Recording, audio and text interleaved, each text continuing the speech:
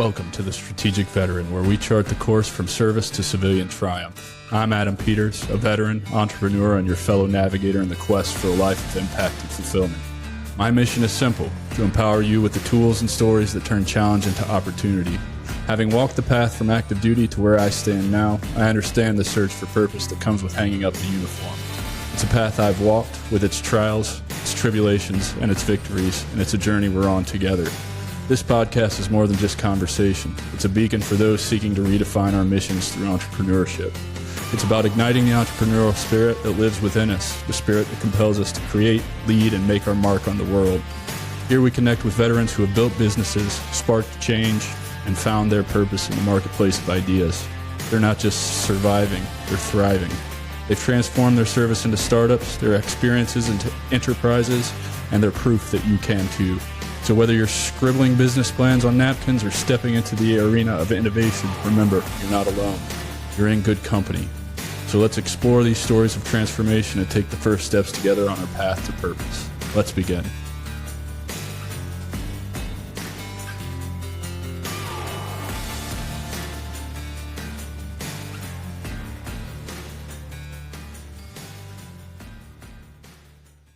Hello, everyone, and welcome to the Strategic Veteran. I'm your host, Adam Peters, and today's episode is truly special to me. Joining us is Rich Mulder, a man I met on an unforgettable journey to Peru with the Heroic Hearts projects. Since then, Rich has become not just a colleague, but a close friend and a fellow traveler on the path of continuous growth and discovery. Rich's story is nothing short of inspirational. A West Point graduate and former Army officer, he served bravely for 5 years in the infantry, leading over 100 dismounted patrols in Afghanistan and earning a Bronze Star and CIB Combat Infantry badge. His service journey continued after the military, transforming into a mission of empowering others through physical fitness and mental resilience. As the owner of Liberty Performance Training in Phoenix, Arizona, Rich has shaped the lives of both tactical and athletic communities, achieving remarkable success beyond the gym. Rich is an esteemed author who pours his rich experiences into the pages of his fantasy series, Calamity's Window. He's also a dedicated advocate for veterans, extending his support through his nonprofit organization, Quality Resilience Fitness, which I'm proud to be a member of. But another aspect of Rich's journey that resonates deeply with me, he's at the forefront of pioneering work in psychedelic integration and addiction recovery coaching. We both embarked on this path exploring profound healing and transformation. Rich's dedication to his field stems from his transformative experiences and deep desire to guide others through their healing journeys. Rich Mulder is more than a fitness expert or a military veteran. He's a visionary who constantly evolves and embraces new personal and professional growth frontiers. Today, he joins us in our very first episode and my very first guest to share his multifaceted journey, offering insights that resonate with every listener seeking a new life, purpose, and direction. So let's dive in and warmly welcome my friend and true strategic veteran, Rich Mulder. Thanks, brother, man. That's a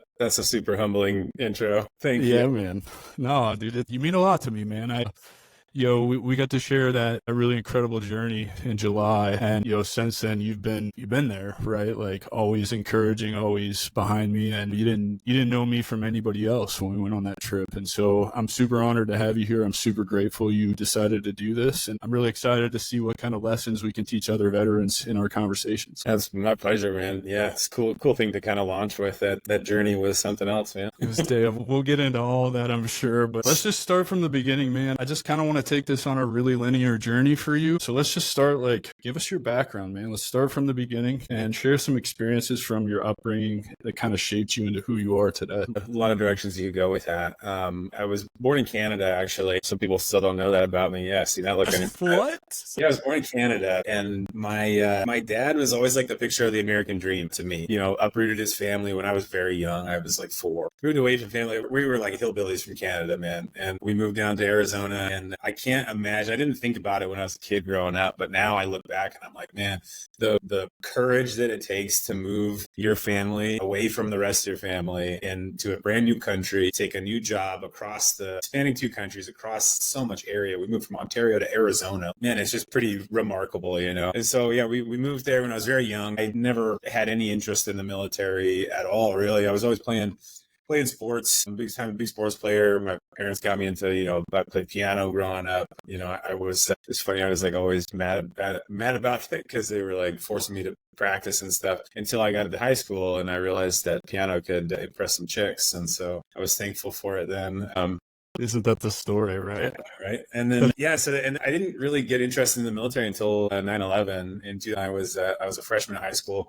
Day I'll never forget, just like I'm sure same as with you. I was walking up for morning announcements, and my buddy Jimmy Mann, he's passing me on the way down. He's like, dude, they just hit the Twin Towers. I didn't even know what the Twin Towers were at that point. And then we spent the rest of that day, watching the videos. We went to our mentors' homes, watched all that happening. And I knew then, I was like, oh man, like I'm going, like I'm going as soon as I can. I'm going over there, to fight them. Like whoever did this to us, I felt like personally attacked. And it was my parents that kind of like slowed me down a little bit. And they were, letting me explore some other things. And they told me about the military academies. I got accepted into a summer program there as a rising junior. I went to West Point, and it was just like beyond incredible. This was the coolest place I'd ever been. Still to this day, like I feel so honored to have went to school there, let alone visited, and so they kind of convinced me to go that West Point route. Yeah. And then there's the rest was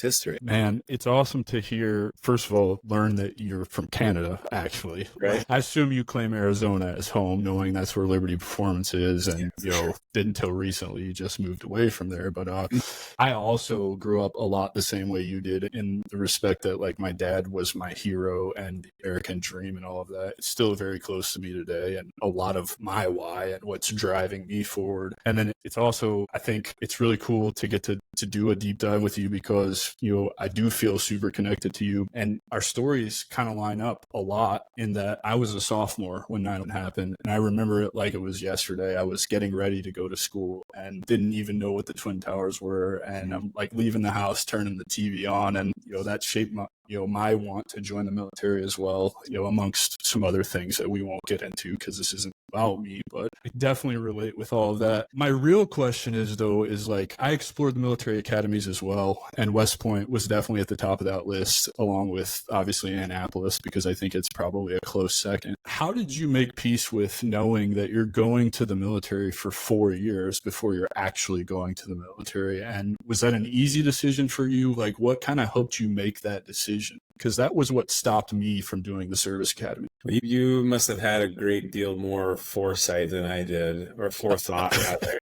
Man, I didn't even know what I was getting into. I really didn't. I mean, I just saw the prestige and the allure, and I was very much enamored by that. And I think a part of me saw what I could become, and I wanted it. I wanted to be the best version of myself, for sure. And so it didn't matter. I was like, I want to be a career military officer. Obviously that didn't work out. I'm sure we'll get into that a little bit, but, yeah, I mean, when I showed up that day one, I was so in over my head, just over and over. I was like, what the fuck did I just get myself into? I had no clue. I remember laying in bed. The day was a whirlwind. That first day, our day, the report day. And first day was a whirlwind. I didn't know how to do hospital corners on my bed. I didn't know anything about anything. And I just remember hearing taps playing. I didn't even know what taps was. I'm like, is someone playing a freaking French horn in the hallway? I had no clue.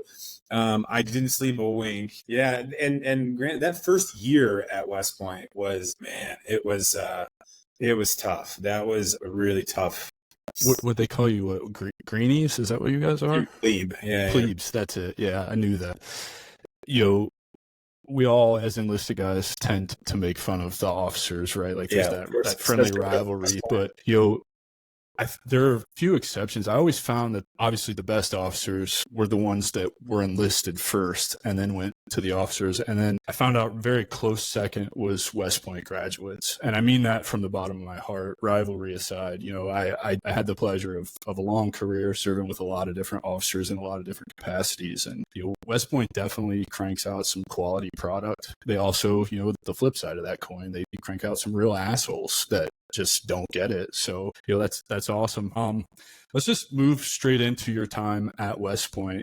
What did you find at West Point that really shaped you moving forward and kind of pushed you, kind of down the path that you've ended up on now, if anything? I imagine there was several things, and I know there's a lot more, from your time in service that definitely shaped your path. But I feel like going to such a prestigious academy and having the opportunity to be such a piece of history, right, and attribute to that. There was something that you found there that really kind of pointed you like a beacon towards, the path that you're on now. Yeah, what you're seeing, that tradition and being a part of that legacy, as much as you don't really think about it on a day-to-day basis while you're attending the school, it does mean a lot, and it is something to fall back on. It is really important. And I think the further away I get from, my graduation was in 2009, the further away I get from that, the more important it actually resonates with me. But I think like one of the main things about West Point that really got me going in a different direction than I had been going, was the level of competition. I was kind of, I'm not trying to like toot my own horn or something like that, but in high school, I was kind of like the guy, right? Like I was, prom king, homecoming king, captain of the basketball team, played football, did track, like big fish in a little pond type all stuff. that good stuff, right? And then I got to West Point, kind of being this cocky little 17-year-old that thought I was still king shit, and I just got such a smackdown. And I needed that so badly at that time in my life.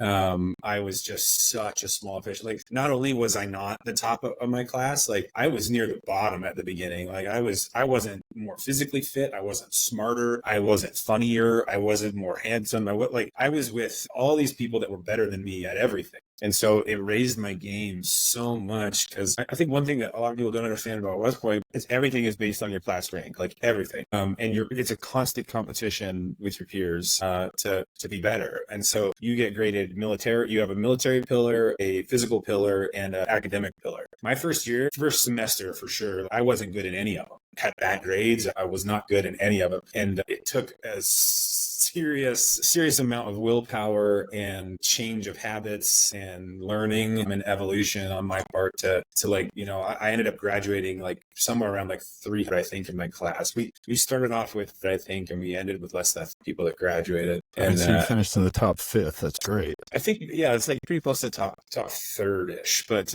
yeah. And, but you're good enough, right? Like way better than I started.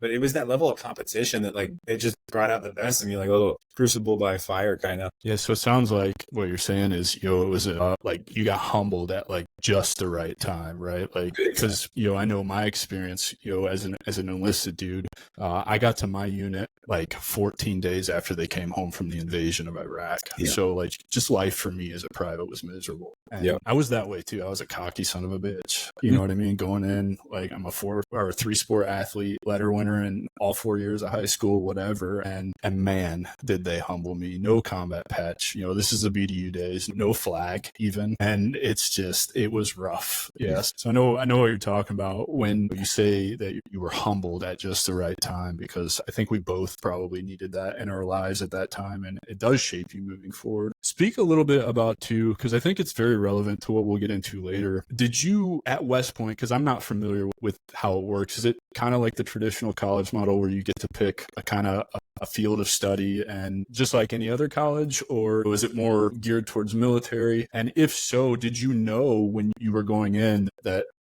physical fitness was something that you wanted to study? So it's different and it's the same. So there are a lot of core classes that you have to take. So everyone has to take chemistry, physics, and there's a lot of military, like you're taking a military class, whether it's tactics or like learning the symbols or the whole, you're taking military classes the whole way through. You're also taking physical development classes the whole way through. And then you have your core classes, like the chemistries, the physics, there are literature classes, a couple of different like core, everyone has to take them. And then you do pick your major your sophomore year, like going into your sophomore year. And I loved physical fitness at the time, but they didn't offer kinesiology until the year after I chose my major. So I actually didn't major in kinesiology. I majored in military history. And that was based on a piece of advice that I'm really glad I took. And it was just, the advice was choose a major that is going to make your time at West Point less like suffering. And so I was fascinated. I liked reading. I still do. I love history. I chose military history. And believe it or not, like that degree has helped me so much, really, because it taught me how to write. And I really appreciate how tough that degree really was. Man, like if you're at West Point, the history department is hardcore, man. Like they are hardcore, like for obvious reasons. It's I think their slogan is like, where West Point, where history is taught by the ones who helped make it, I like that. That's a good one. It's pretty cool. And yeah, it was a really, really cool experience. So anyways, yeah, you do that, and then you have to also take an engineering track. And so I took civil engineering classes as well. Nice. All right. So let's fast forward. Obviously you made it through West Point. You said you graduated somewhere in the top 300 of your class. Congratulations. That's impressive. Somehow managed not to get kicked out. How did it come about when you decided, to choose your branch? Were you just drawn to the infantry? Was it, like I hear so many other officers' stories, they just got detailed to the infantry and maybe have a different, you guys call them MOSs still? What do you guys call them? Yeah, so there's still an MOS. Still in Alpha. I know we had a chemo who was actually branched infantry one time and had to do the MPC thing for battalion for a couple of years. And he was like, I just need to change my branch altogether because I've missed out on so many leadership opportunities with the infantry that it doesn't make sense to keep that as my branch. And so I've always been fascinated, like how it's chosen for you guys, like how your career tracks go. Like I walked into the recruiting office, watched the Ranger video and said, that's what I want to do. And they're like, sweet, we got you.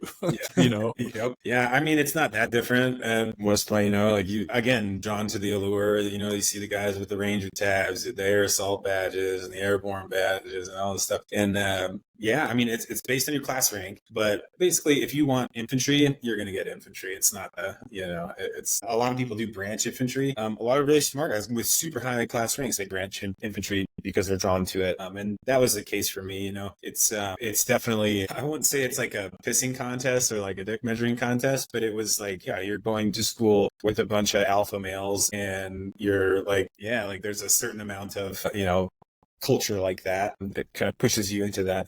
My friends and I, like my best friends, I'm like my best friends in the world. We almost all went infantry, and yeah, I mean, like we're just let's go. I imagine it's just like me. Like it's just like, yep, that's what I want to do. Exactly. It's like even hard to explain thinking about it. 21 years later, like I was just drawn to it and knew that's what I wanted to do, and it kind of is a dick measuring contest, like you said, because I tell people all the time, especially from other branches, because they don't seem to get it. The Army is very distinctly separated into two different categories. You have the infantry, and then you have the rest of the Army. And they are night and day different in the way that everything is done. And I can remember when we would get, for lack of a better term, and I don't mean this derogatory, but just pogues, right? That would come to our units and they're like, this is how you guys do things? It's like, yeah, man, this is how it is all the time. And they're just like culture shock, right? So that's awesome. So you graduate West Point, infantry branch, ready to go get a platoon, fresh butter bar. Where'd you end up? So,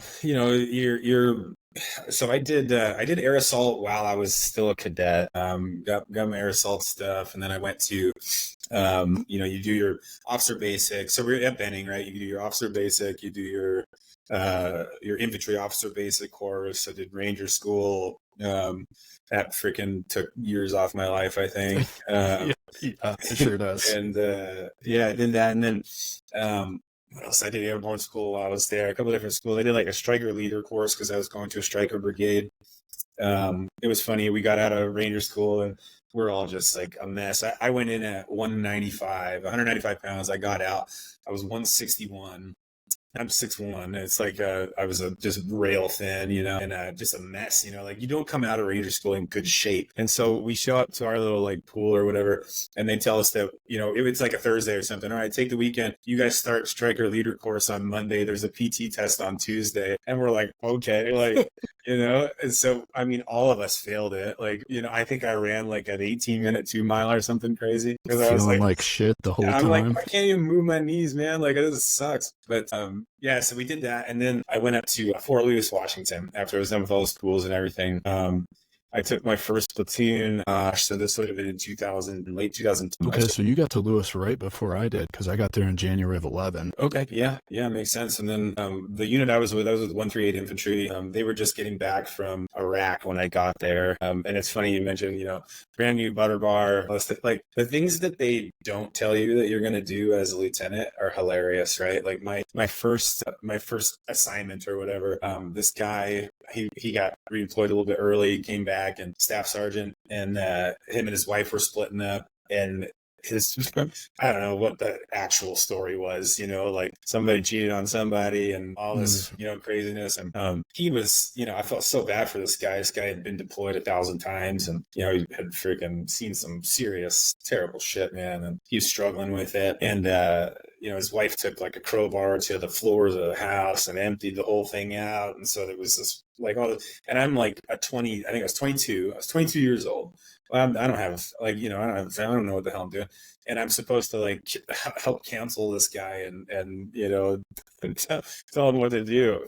And the first thing he does, it's so funny, man. I'll never forget it. He looks at me and he's like, does a little tab check on my arm. And he goes, at least you're not some tabless monkey. And I was like, that's like one of my first experiences at my unit. And I was like, okay, here we go. Yeah. Yeah. It's funny, man, because it's like they can't really know to tell you those things, right? Because it just, I don't know, it's just such a different culture, right? Like I remember being my first day at my first unit, I go to check in at Alpha Company 27 Infantry 3rd ID. And I can remember standing at the CQ desk, like, hey, I was sent from battalion. I'm looking for first sergeant. First sergeant's not here. Stand at parade rest in this corner, right? And then, for whatever reason, the battalion, it was either commander or sergeant major decided he needed to walk into the company at that time. I'm completely lost and just have no idea what's going on. I'm already just standing at parade rest. So, it all ends and they leave and, the staff sergeant walks up to me and I can't remember his name to save my life, but he just walks up to me and he's like, Peters, welcome to the Army, man. This is how it goes. He's like, can you do me a favor? And he twists his leg all the way around. He said, the bottom of my foot itches. Can you scratch it? And I'm just like standing there like, how is anybody supposed to prepare you for, first of all, that kind of morbid humor, but also like it took me a second to really realize what was going on. Yeah. Like this dude stepped on an IED, lost his leg, and now he's happy running around making jokes. Obviously that shaped the next 12 years of my life, right? And so I definitely relate to what you're saying with, having to show up, because that story you just told, for anybody that's listening to this, that's ultra common and it's sad. It's so sad when you have to deal with it. And, I was probably dealing with a lot of the same things, in tandem with you at the same time, just because my career started in 2003. So I was already a staff sergeant by the time you were coming in as a butter bar. And so, yeah, that's awesome, man. It's awesome to hear stories like that and know that we kind of all experience the same things. So let's talk about, you get to Fort Lewis, you're at 138, you're not set up, right? Like you haven't been prepared, like you're just figuring it out. Walk me through like how all that went for you, because I know you did a deployment as well, right? So like kind of leading up to that, was it pretty quick that you deployed? Was it a little bit of train up that you had, familiarize yourself with the platoon, learn the guys? How did that go? So the timeline was kind of interesting, right? So I had 12 months of platoon leader time with my first platoon, and attack company went awesome. I learned a lot, and I learned the most from my platoon sergeant, Sergeant First Class Ryan Longacre. That dude, they just don't make them like that anymore. I'm sure he's a first sergeant right now, master's. I don't know. He's doing something good. Guy was just so impressive. I learned so much from him. And so I had 12 months platoon leader time there. And then I went to Ranger Assessment Selection Program to be in regiment. And even to go there is a ton, right? Like it was such a cool opportunity. But like that's what I wanted to do, right? Like I wanted to kick down doors and shoot bad guys in the face. Like that's what I wanted to do. I got there, right? I get through RASP, and the whole time I'm telling myself, all I got to do is make it to the board, right? If I make it to the board, I'm good. I fail my board, and I don't get selected for a regiment. And, that's probably a story for, I don't know, maybe I can tell it. I'm not sure, but it was felt very political that I did not get selected. My sounding board when I was in the military was the NCO Corps. Whenever I had NCOs telling me things, that's who I tried to listen to the most. Officers are fine, right? But they see things a lot of times through a different lens. And the NCOs are the ones that really know what's going on. And to have the NCOs that I went to RASP with tell me, oh man, they fucked that up. You should have been in. That was enough for me. But anyways, it was kind of a defining moment in my Army career, because I knew after that I wanted to get out. I was like, I will never do this, because I hate having my entire future in one person's hands. And man, it was interesting. I failed my board. I got 2 votes yes, 2 votes no. You need 3. to get in. And so the guy, the battalion commander I would have worked for, he comes in and he goes, and at this point I had never deployed, right? So I think that kind of, it definitely set me back a little bit, right? But that's not why I didn't get selected.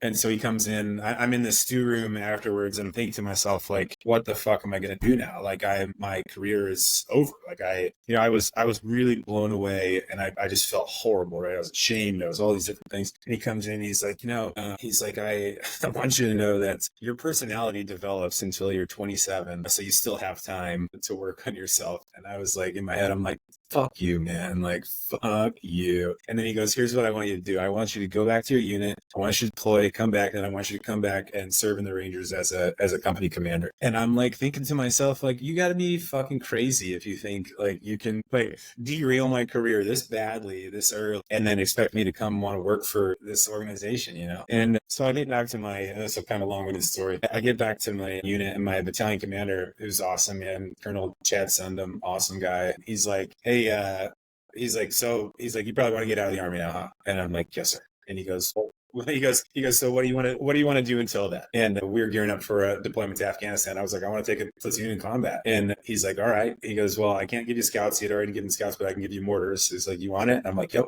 And he's like, okay, mortars are yours. And so I had about a month to get to know these guys before we deployed. And man, I fucking love them so much. They were the best, man. They were the fucking best. And that's where you met Jake, right? No, Jake was in my first platoon. Okay. Yeah. Okay. And then, so for those that are listening, I was always in the assumption for officers, RASP was a one and done kind of thing, right? Just like selection, correct? Like you don't get to go back, or is it like a provision like you can be invited back? No. So anytime that you have to go back, anytime there is anytime you're taking a different position, right? So, and unless I think it's called, what's it called? Lack of merit, LOM. If you LOM, then you're done. You never come back. But I made it through. I just failed my board. Yeah. Yeah. And I relate so much to what you're saying, like them controlling your career based off of, I mean, we all know it's political. It's always been political. I think you spoke to that a little bit when you said the NCOs were always your sounding board, because the NCOs don't play the politics shit. Right? Like all they care about is the guys, right? Like the guys and the mission. And that always matters more than all the fuck games that go on at the top. And so it's really cool to hear somebody that I respect, who was an officer in the same time frame that I served, who does appreciate NCOs, because I even think you'll speak to this. There's a lot of officers out there that could give a fuck less about the NCOs. And I think it's sad, especially with a time when I was in, man. I mean, you're coming in as a brand new lieutenant. I've got 3 combat deployments under my belt. Yep. And that's, to me, that's experience that you just don't get from reading a textbook or going to college for 4 years. You know what I mean? I've been there. I've done it. I've seen it every which way kind of thing.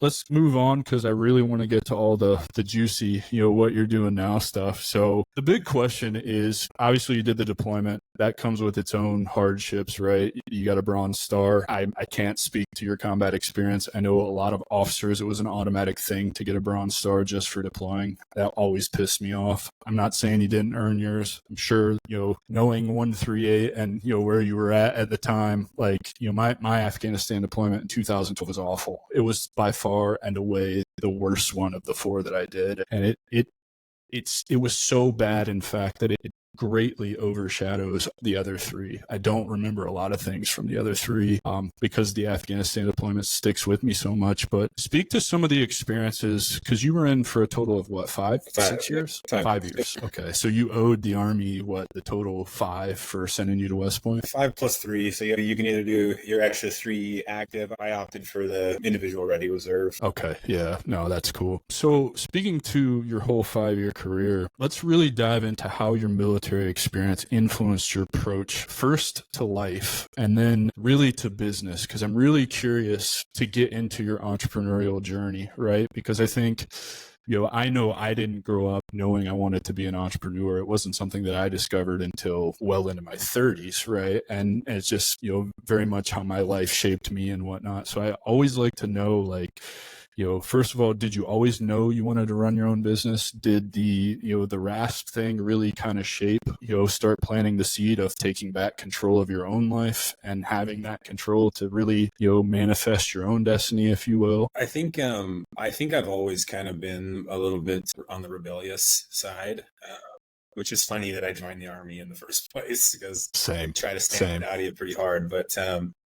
But no, I didn't know that I wanted to run my own thing. I didn't even know what I was going to do really. When I got out, I just knew that so I really fell in love with like proper weightlifting when I was deployed. And I got freaking huge when I was deployed. It was awesome. It was like 240. I put on like 30 pounds. It was awesome because we were just patrolling and working out and sleeping and eating. That's it. Like it was just, there's nothing else to do. Like, let's go. I watched the same movie. I watched Predator like 5 times on my deployment. Yeah, the simple life, man. The simple. I loved that life. It was great. It's great until it's not, right? Right.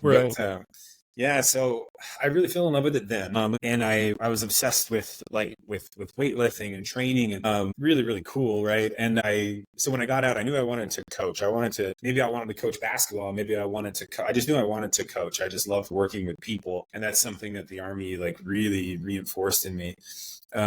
And I just didn't really know where to start. So I knew I was going to go back and go to school. So I chose ASU. I knew I could get into ASU even without a physical fitness major in my undergrad. I figured I could get in with my credentials, and I did. And it brought me back to Arizona, which was awesome. And so I worked at LA Fitness for like 3 months, and I was like, this is so stupid. And like, not only is this organization just wasting my time, not paying me anything, it's like they're just stealing people's money too. And I'm like, this is ugly, man. And so I quit. And that's when I started, and I took all these clients with me, man. Like that, I'm like, and anyone, and they try to tell you in this business, like, don't poach people's clients. Like, yeah, don't poach other people's clients. Like, don't be an asshole. But like, if you're a better coach and they want to come with you, then you're not poaching. You're just better than other people. So there's nothing wrong with that. And so I never felt any kind of like I did any kind of injustice to a big corporation like LA Fitness. And I started this tiny little, 1,000 square foot facility on 19th Ave and Camelback, which is like pretty freaking ghetto place in Phoenix, if anyone is familiar. And so that's where it was born, right? Like this little idea to kind of help me get through grad school, figure out what I was doing, like keep me on my feet. I was charging like $30 a session, and I was doing that while I was getting my master's degree. I was teaching a little bit, and I had a really cool opportunity at a place called the Fisher Institute, where I was working with Chip Gosewich. He was one of my big time mentors. I was one of the assistants for the NFL camp there in the summer of 2015, I believe. So let's back up a little bit. It's awesome to hear how you got it started, and we're definitely going to go over more of that. But a big piece of why I started this, why I'm doing this, is it's really been called to my attention that transition right out of the Army it really is, I think, as I'm learning, probably the greatest loss that any service member will ever experience in their entire life. And, at least for me, completely gone. Everything I knew from the age of 17 to the age of 30 is now just lost to me. So, speaking about transition, it is a profound change. And so, you mentioned working at LA Fitness and the feelings that came with working there. I can very much relate to that because, having done 4 deployments and served my country for, 12 and a half, almost 13 years, I don't want to say it's this sense of entitlement because I never felt entitled to anything, but I just found myself in these positions where I'm like, what am I doing? I'm better than this. Yeah. You know what I mean? Like not to put down the business or those people that are working those jobs who, just don't, I guess, have the same mentality or whatever that we do. So, speaking to some of that, like what were some of your big challenges during that period? And I can imagine working at LA Fitness after being an officer leading a platoon to combat is a pretty profound change. Yeah. That being said, like those jobs exist for a reason, right? And they're good jobs for a lot of people. And so I don't even think it was bad for me. I don't think anything that happened to me was like bad for me. You know what I mean? Like it taught me, I tried to learn from it, and it helped me like refine my path, like refine where I'm going. And that's always happening. That's still happening today, always. Right. And I will say though that I didn't feel like I was, better than anyone else per se, because I was kind of lost, man. Like I was just trying to be a good coach, and I was pretty new to that game too. And so, but what I did feel was a bit unhinged, and I felt like very impulsive. I was like, I had all this like stuff in front of me now. I could do anything I wanted, right? And I didn't have there were no shackles on me. Like they cut the chains off. And so I got a little crazy, man. I was drinking way too much, and I was partying with like college, and it wasn't like, and there was a lot of that in the military too, right? But this was somehow different, and there was no longer that accountability that was enforced with that team. I was by myself, and I watched my first marriage kind of go up in flames, and a lot of that is my fault. And I kind of look back though, and I'm like, it's just where I was at the time, and now because of all these things, right? Like I am in the exact place that I'm supposed to be, and it's getting better. So I don't look back at it with regret, but I do like to think about it. Kind of, I guess, just like ask myself where I could have done what I could have done differently, and what tools I was lacking at the time to actually make better decisions or go about things a little bit more respectfully. A thousand different things like that. So I think impulsive. Looking back on those earlier moments from our lives, understanding now, right, that we don't need to regret those things because they shaped the person that we have become now, right? And it's like ultra important to shift your mindset to that, instead of looking at this happened to me, this happened for me, right? Because I'm same situation, blew up my first marriage, blew up my second marriage, not in a good way. Unhinged is a great word for it, right? And I think this story, even though it is your story, it's also my story. It's also, several thousand other veterans' stories. And it sucks, man, because, as you and I you've already completed the course. I'm in the course now, learning about integration and different tools that we weren't taught about, right? Could have saved a lot of us a lot of time. And so it's great to hear you speak about that, because, that's where we all should strive to get, looking back and seeing how that served us and shaped us and understanding it versus, dwelling on it, regretting it, wishing it away. So I guess you already covered this question, so we can kind of move on. The biggest question I get, and I think you may be a great person to speak to this, is because you bought a building or leased a building in the hood, right? In a not so great area after you realize, LA Fitness isn't for you. The most common question I get when people do discovery calls with me, looking at coaching opportunities or just ideas, want to start a business. And I specifically focus on digital businesses because I don't like the brick and mortar side. However, that's the route you chose to go. And I think you're perfect to speak to this, because most people ask me, where do I start? I don't know where to start. And it's such a, I don't want to say loaded question, but it's not an easy question to answer because everybody is so different. And usually my advice is just start. Just figure something out, pick something and just take an action, right? And so is that how you went into starting the gym, or was it, gradual? Like kind of walk us through that and like let us know like your thought process behind it. Yeah, so it is a very loaded question. It's a tough question to answer, and it's different for everybody, and I can only speak for myself. And what happened with me is, yes, I started Liberty Performance Training, right, the brand, in 2015. And I had this 1,000 square foot thing, personal studio. I was just having one-on-ones in there. I was training some softball players. I was kind of all over the map, right? But it wasn't until 2017 that I really like went for it. And what that kind of looked like is I kind of felt just like that none of these options that were available to me were the right thing for me. And so out of the Fisher Institute, I got offered a spot with the Cardinals under Buddy Morris. And this position would have been like just the bottom of the barrel, man. Like bottom of the barrel, like pay was shit, hours were shit, no job security. Like you're basically a freaking intern until we tell you otherwise, And I was like, man, I love working with athletes, but I already sucked shit in the military for almost 10 years, man. I don't need to do that again.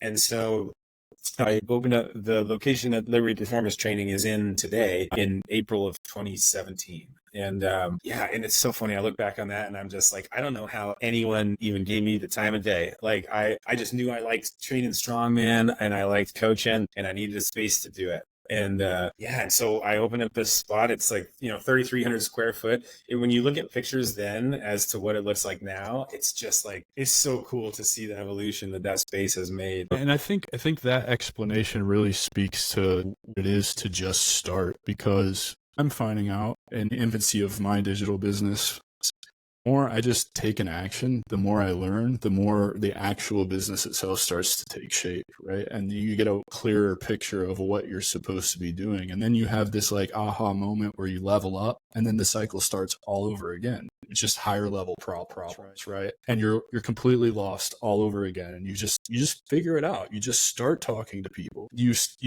I don't know. It's just this really weird transition, right? Like, is that kind of similar to how, the evolution of Liberty Performance went? It sounds, it's like you didn't know what you were doing and you just did it and figured it out. I'm still trying to figure it out today. It's like, it's a constant thing like that. But the thing is, like, people can smell bullshit on you. And if you're not full of shit and you're passionate about things and you know enough to do some damage in the field, then you can definitely put one foot in front of the other and just start walking up the mountain. Just start. And you will get there.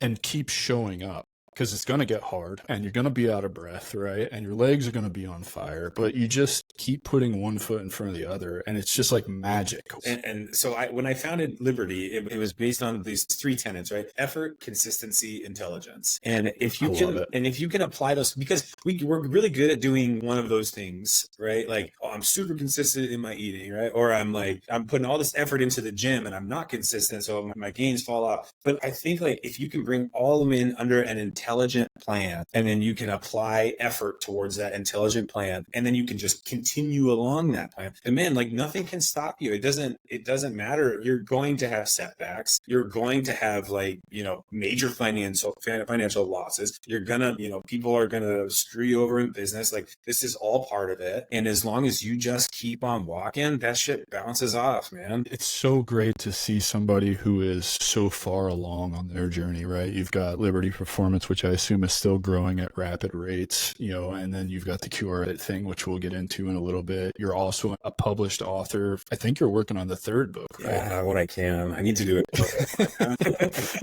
Well, we could get into all that, but I think it's just so important to hear, somebody who has found that success with their first gym and has moved into other opportunities.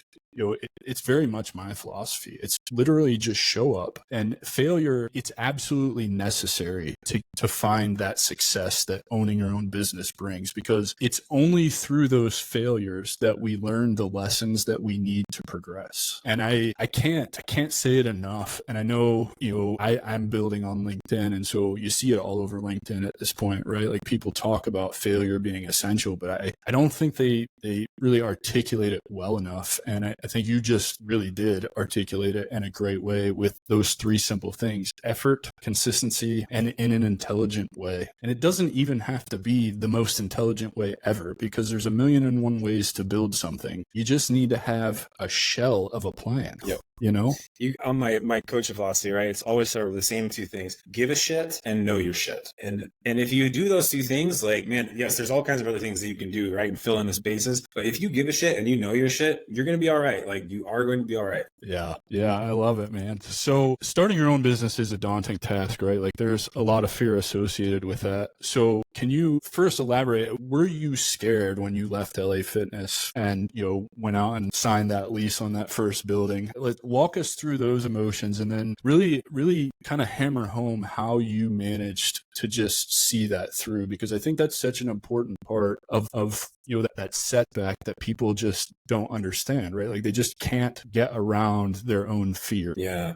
I'll tell you what, man. For me, the fear didn't come until a little bit later. I was just so excited. And I was so excited. I was so passionate about this. I knew I wanted to be a coach. I thought this was the best way to do it. I was willing to work my ass off for it. And I did, man. I fucking worked hard. And it's funny. Now we've got like a little punch in code and it's open 24 hours and go in there whenever. But at the beginning, we didn't have that. We just had one key and, and one employee. And that was me. And I was there from, 5 a.m. to 7:30 p.m. every day. And then on Sundays, I was there in the morning. I was there all the time. I was taking naps on the freaking floor, like hoping that someone was going to knock on my door, And so it was just crazy, right? But I didn't have a ton of fear. I was just excited. I was just passionate. The fear came later that first year. And I was like, holy shit. I remember it was Christmas time. And I told my parents. My parents have always been like so supportive of me. They've really like given me a ton of opportunities in this life. I'm very grateful for it. And that's something that I've really come to terms with later in my life as well. Actually, after our trip, that was a big thing that I dealt with. And so I told them in December of 2016, I'm like, man, I'm gonna go bankrupt. I'm almost out. Like I'm maxed out. Everything is like, oh my gosh, I don't have enough money coming in, And so they kind of listened to me, whatever. And then my dad, he tells me, and this was like a week later, my dad tells me, he's like, stop being a fucking idiot, Rich. He's like, cut your losses. Like with your background, you could walk into a 6-figure job tomorrow, like suck it up and go back to work like the rest of us. And I was like, oh fuck, man. I'm not prone to bouts of depression. And I was depressed, man. I was depressed. And for like 2 weeks, I'm just like, oh my God, is this really what I'm going to have to do? And it was a stark reality that I was facing. I was terrified of it.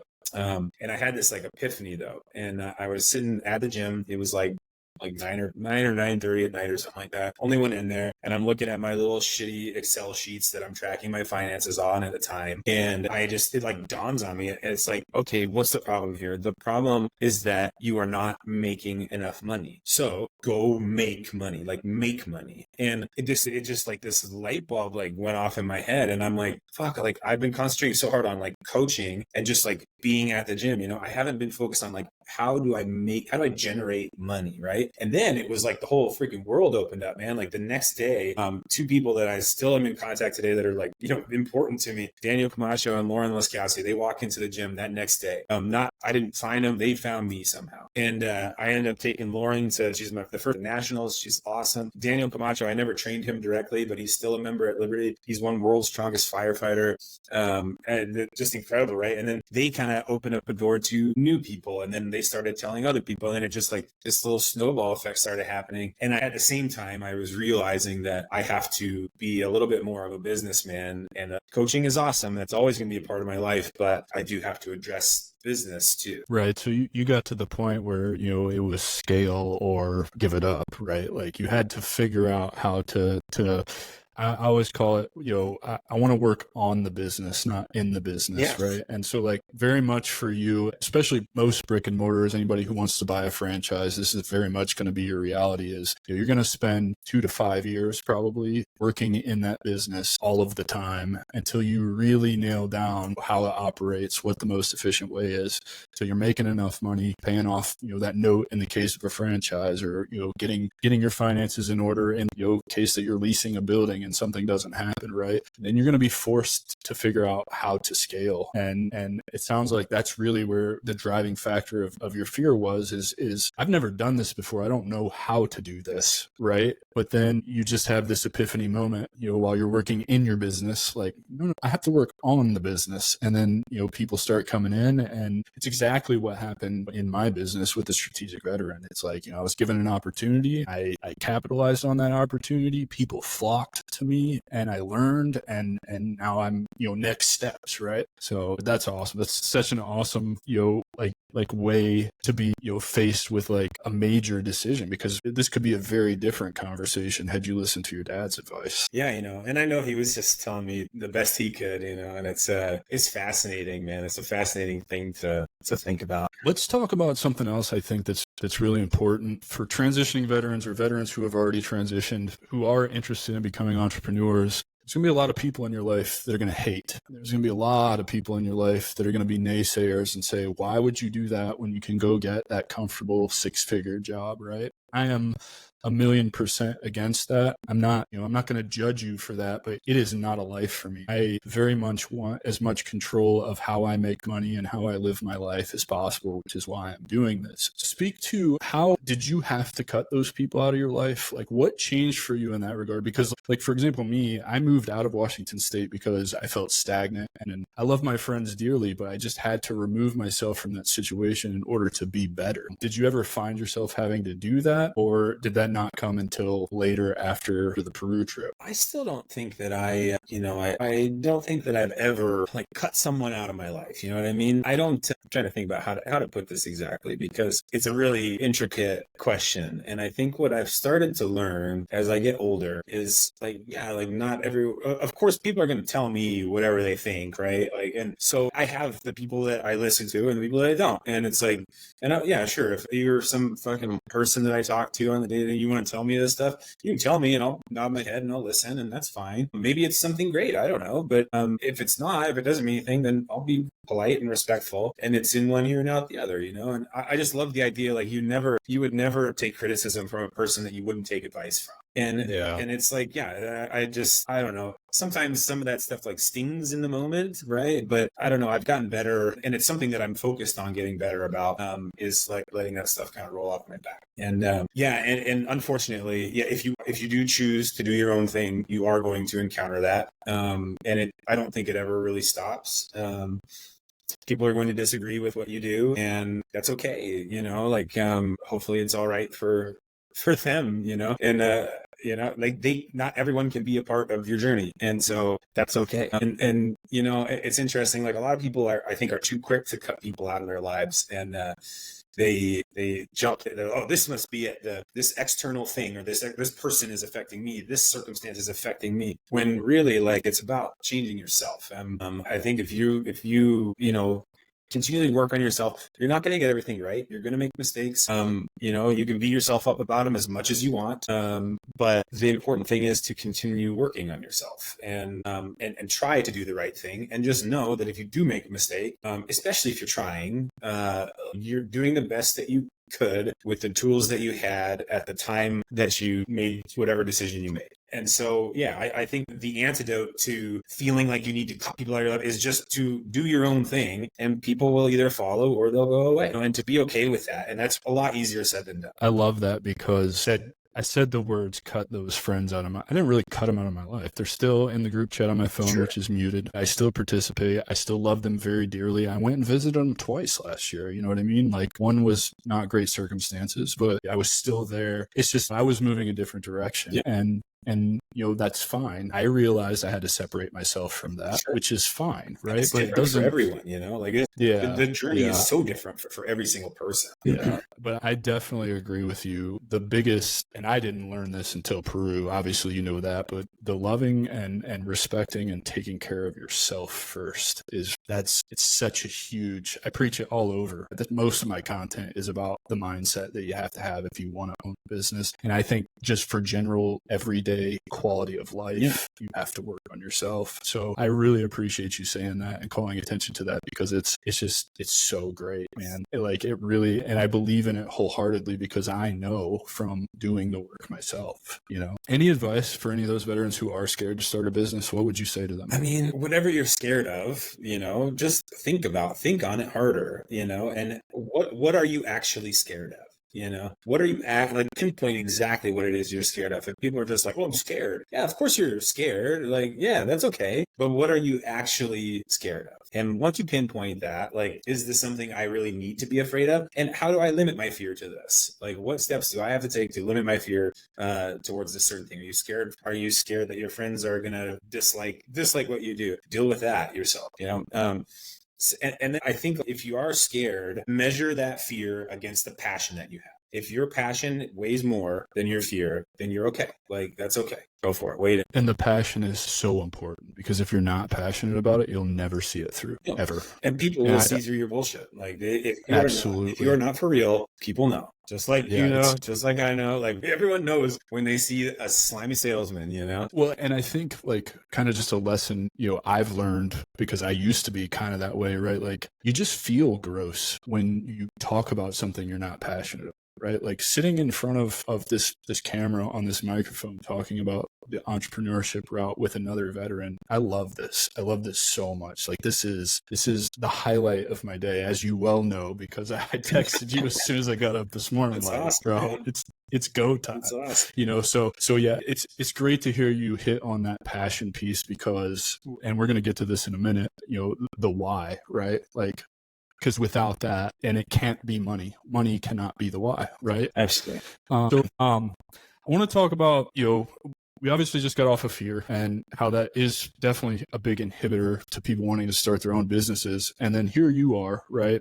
And I don't know which came first. I assume you probably wrote your first 2 novels before you founded QRF Fit, right? And I didn't found QRF. Okay, that's on me. Oh no, you're fine. I'm the executive director, but I'm not the founder. Yeah. So I guess then that's kind of an invalid question because I was going to ask like I guess I can still kind of ask the question. You are the executive director. So, you know, in that, because we have a personal relationship, you know, after Peru, you and your lovely wife bought a home in Oklahoma on some property with your beautiful dogs. And, can you speak a little bit about to what led you to the decision to feel like you were in a place where you could step away from Liberty Performance because it's now running the way that you saw it, right? So you obviously worked your ass off to get there, and I'm not trying to take anything away from your accomplishment, but what really pushed you into being the executive director for QRF Fit? And can you tell us a story of how you got involved with all of that? Like kind of the evolution of, I guess, you know, basically, you know, Liberty Performance hits this point where you feel like you can step away and, you know, it's going to run seamlessly and then into what you're currently doing. Yeah, I love this question. I love this question so much. It's funny. And just to tap on the novels real quick too. That's just a passion project of mine. And it's so funny how I got started doing that. It's like all these things, right? And like this happens with entrepreneurship, I think a lot. And you kind of just find it by accident. And so I was reading Song of Ice and Fire. I was halfway through the 4th book, and it's pretty much blasphemy to say this, but I'm gonna say it anyways. I got through, and I'm like, I just don't like this that much. Like, I'm not into it. Like, it's too fluffy. And I was like, I could write a fucking book. And I you know, like kind of joking, and I write like a scenario, which ends up being the prologue to my first book. And then I show it to a couple people. Are like, oh, this is pretty cool. Maybe you should like write some more. And I was like, all right. And I wrote another scenario, totally different. And then all these things started like coming together in my head, and this like whole world, you know, imaginative world just unfolded. And I started to get obsessed with it. And I still, I really, really love it. I've been stretched a little bit thin. I think I haven't quite found the bandwidth for it again. But gosh, it's right there, man. I know it's right around the corner for me to like get that 3rd one done. So, and I have to admit, at the risk of our camaraderie and friendship, they didn't resonate with me, man. Yeah.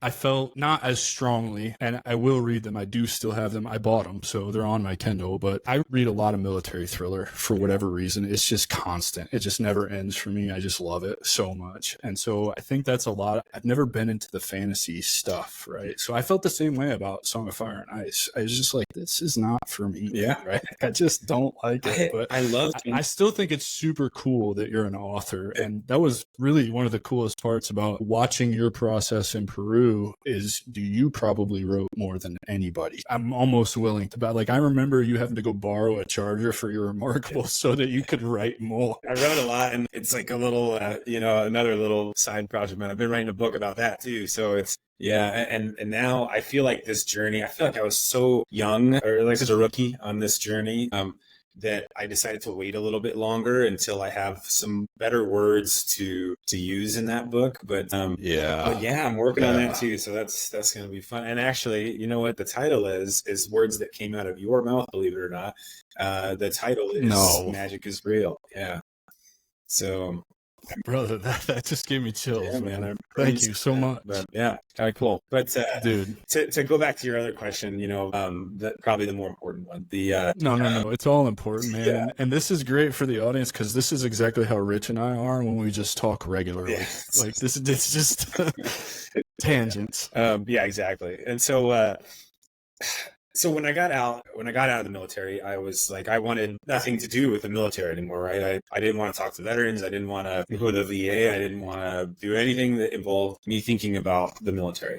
And I was very jaded by it. And that really stayed the same, up through, 2019. And then we started to do a couple of events with QRF. The Quality Resilience Fitness is the nonprofit that I'm involved with now. We did a couple of events with them. Really liked the founder, Chris Phillips, like awesome guy.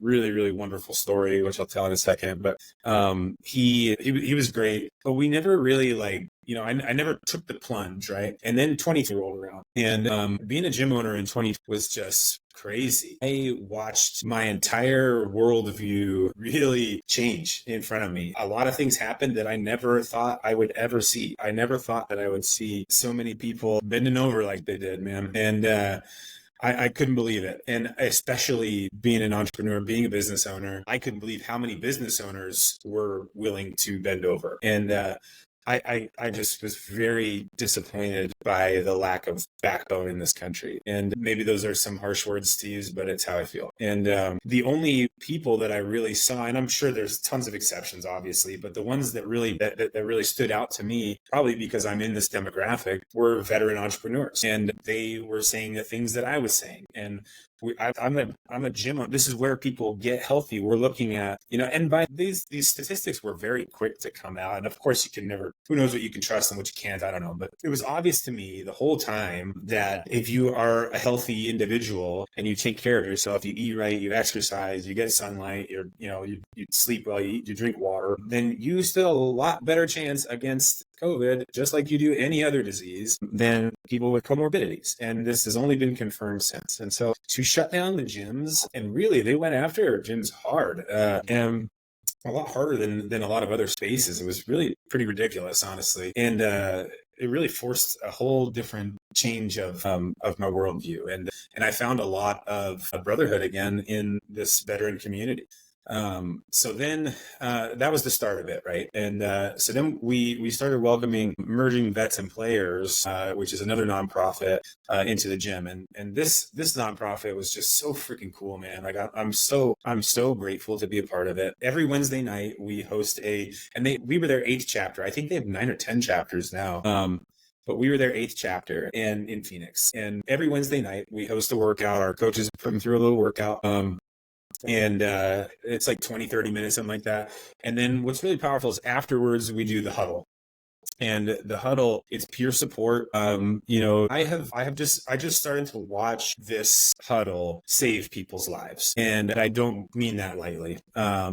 Every single veteran, all of us know, have at least one story of a veteran. I have a hard time talking about this stuff, of a person or a veteran in our life who has committed. We all know somebody. And this is a massive, massive problem that we face. And so I saw this nonprofit, Emerging Vets and Players, actively saving people's lives and providing community for people that didn't have it. Providing a support network, providing counseling, providing a place to go. This was not just a place that people went on Wednesday nights and that was it. This was a true network of support, and it's what's needed in the world right now, especially by veterans in our country. And it really lit a fire under my ass, man. And I said, I have to get more involved. I can do more. I have to do more. And so I reached out to Chris, who founded QRF. And his whole backstory is just incredible. I mean, he had I forget the exact heart problem that he had, because he's doing PT one day, collapses, wakes up in the hospital. They're like, we got to do heart surgery on you. You got a pacemaker. And also you're getting chaptered out of the army, but medically chaptered, and they just never gave him any kind of support after that. It's such a kick in the ass, don't let the door hit you on the way out. That's the military grinds a lot, man. And so he found him, he tells the story better than I do. And Chris, I hope I do justice, man. But he found himself on the, with a roommate, with a cot and a TV, and basically nothing to his name, no direction, not knowing what he's going to do. And he tried to kill himself. And his roommate's wife came in, realized what he had done, and acted to save his life, and he survived. And he's so thankful that he survived. And he started finding community again through fitness when he founded QRF in 2020.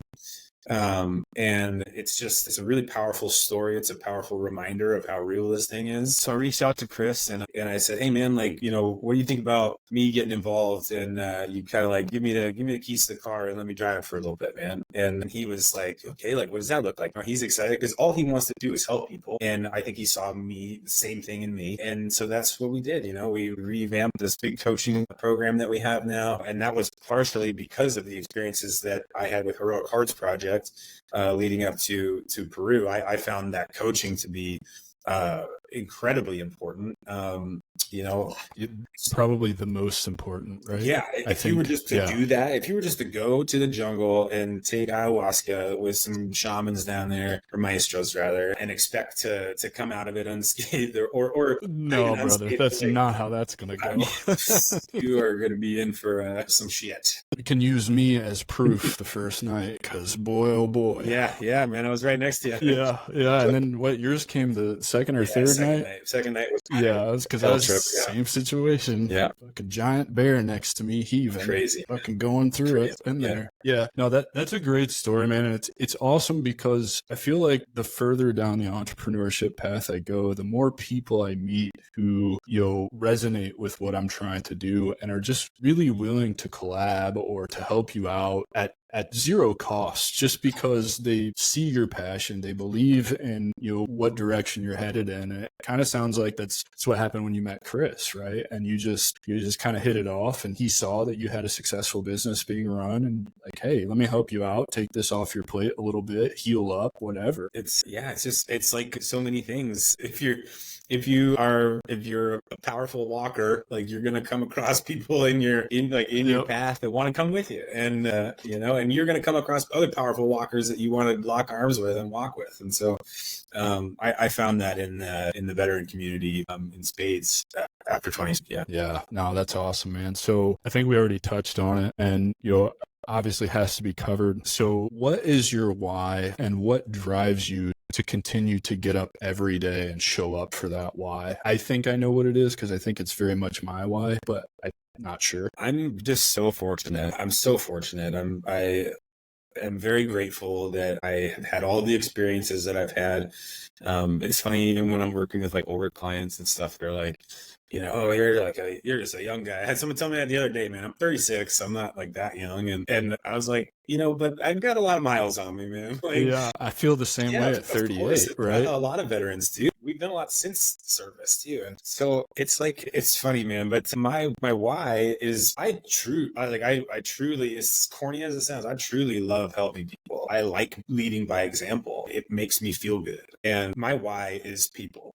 To see people, I don't need a ton of attaboys and slaps on the back. And that's one thing, to budding entrepreneurs that are listening to this, don't do it for that, because they're not there. You will not get handshakes. You will not get slaps on the back. You will not get that. You have to be able to talk to yourself about that.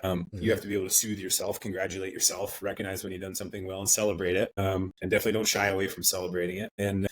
But I just love seeing happy people and people that are growing and people that are making the world better, and not succumbing to this online filth that is kind of like, trying to take over right now. But I don't think it ever will. But, I'm in this awesome positive feedback loop. And it's like I get to wake up and help people, and it makes me feel good. And then I get to I have my own time, right? Like my schedule is my schedule. I wake up and I go to the gym or I go to yoga, and I eat pretty good most of the time. And then I freaking help people out all day. Most of the time, I have to deal with the bullshit administrative stuff. I hate that, right? But it's very sparingly in between all this time that I spend getting to talk to people like you, getting to talk to my clients, to other people that are just interested in life and like living life. And it makes me very happy. Dude, I love that. And it's so cool to hear it, because we hadn't discussed this before ever in any of our conversations, but I have this theory, and I don't care. Everybody says they joined for a number of reasons. I have this theory that everybody joins because they're called to serve, the service aspect of it, right? Serving something that is greater than yourself, which is why I believe the entrepreneur route is the way back to purpose for veterans, because being an entrepreneur is about serving. Yeah. It's about serving people. And We have very similar whys. Mine very specifically is because I was tired of sitting back, not being able to do something about the 22 a day. It's hard for me to talk about too, man. And I'll eventually have a guest on here, not an entrepreneur, but definitely somebody who struggled with the transition. I found him hanging from a balcony. It's one of my best friends. So it's definitely, for me, it's about serving a community that I'm a part of that I know is falling apart, and being a part of just improving their situation in life. It fills my cup up so much just to see them have one little success. You know what I mean? And then to be there, when they have another success and they reach out to me like, hey man, this is what I did today and I feel so good. And it's just the most amazing feeling in the world. So I love your why, man. I love it. When people start having even just little breakthroughs and they text me, I had this amazing breakthrough today or whatever, even if it's as small as like, man, I got in a car accident and I was able to like keep my cool. I didn't freak out. I was pissed on the inside, but I observed my emotions instead of like reacting. It's a huge win for me. And it makes me feel so good because I know I was a part of it, like even if they don't realize that, I don't care. It's like, I know. I'm just like, yes, man, like this, it makes me so freaking happy. Yeah. You get that tingle in the back of your head when you get messages and phone calls. Everything is up. I'm excited. And it's like, yeah, definitely. I think one thing too that I definitely want to mention is like we focus on the problems that the veteran community faces, of which there are a ton. But there is a tremendous amount of strength in the veteran community, and it's like drawing on that strength is a huge boon for us. And I think like, man, the amount of organizations that I've been exposed to, the amount of people that just want to help. Like it's unbelievable. If you're looking for any kind of anything, you can find it. And so it's just like being able to draw on that strength it's just massive. I just feel so lucky. So having said all of that, especially with your last comment about and I believe this wholeheartedly, there's a ton of strength in the veteran community. On that same side, on a different side of that same coin, there's also a lot of, not so great veterans bringing the community down as well. We're not going to get into that, but what do you think the future holds for veteran entrepreneurs? I think that I think business in general is kind of up in the air right now, right? Like we have so many questions economically about what is going to happen.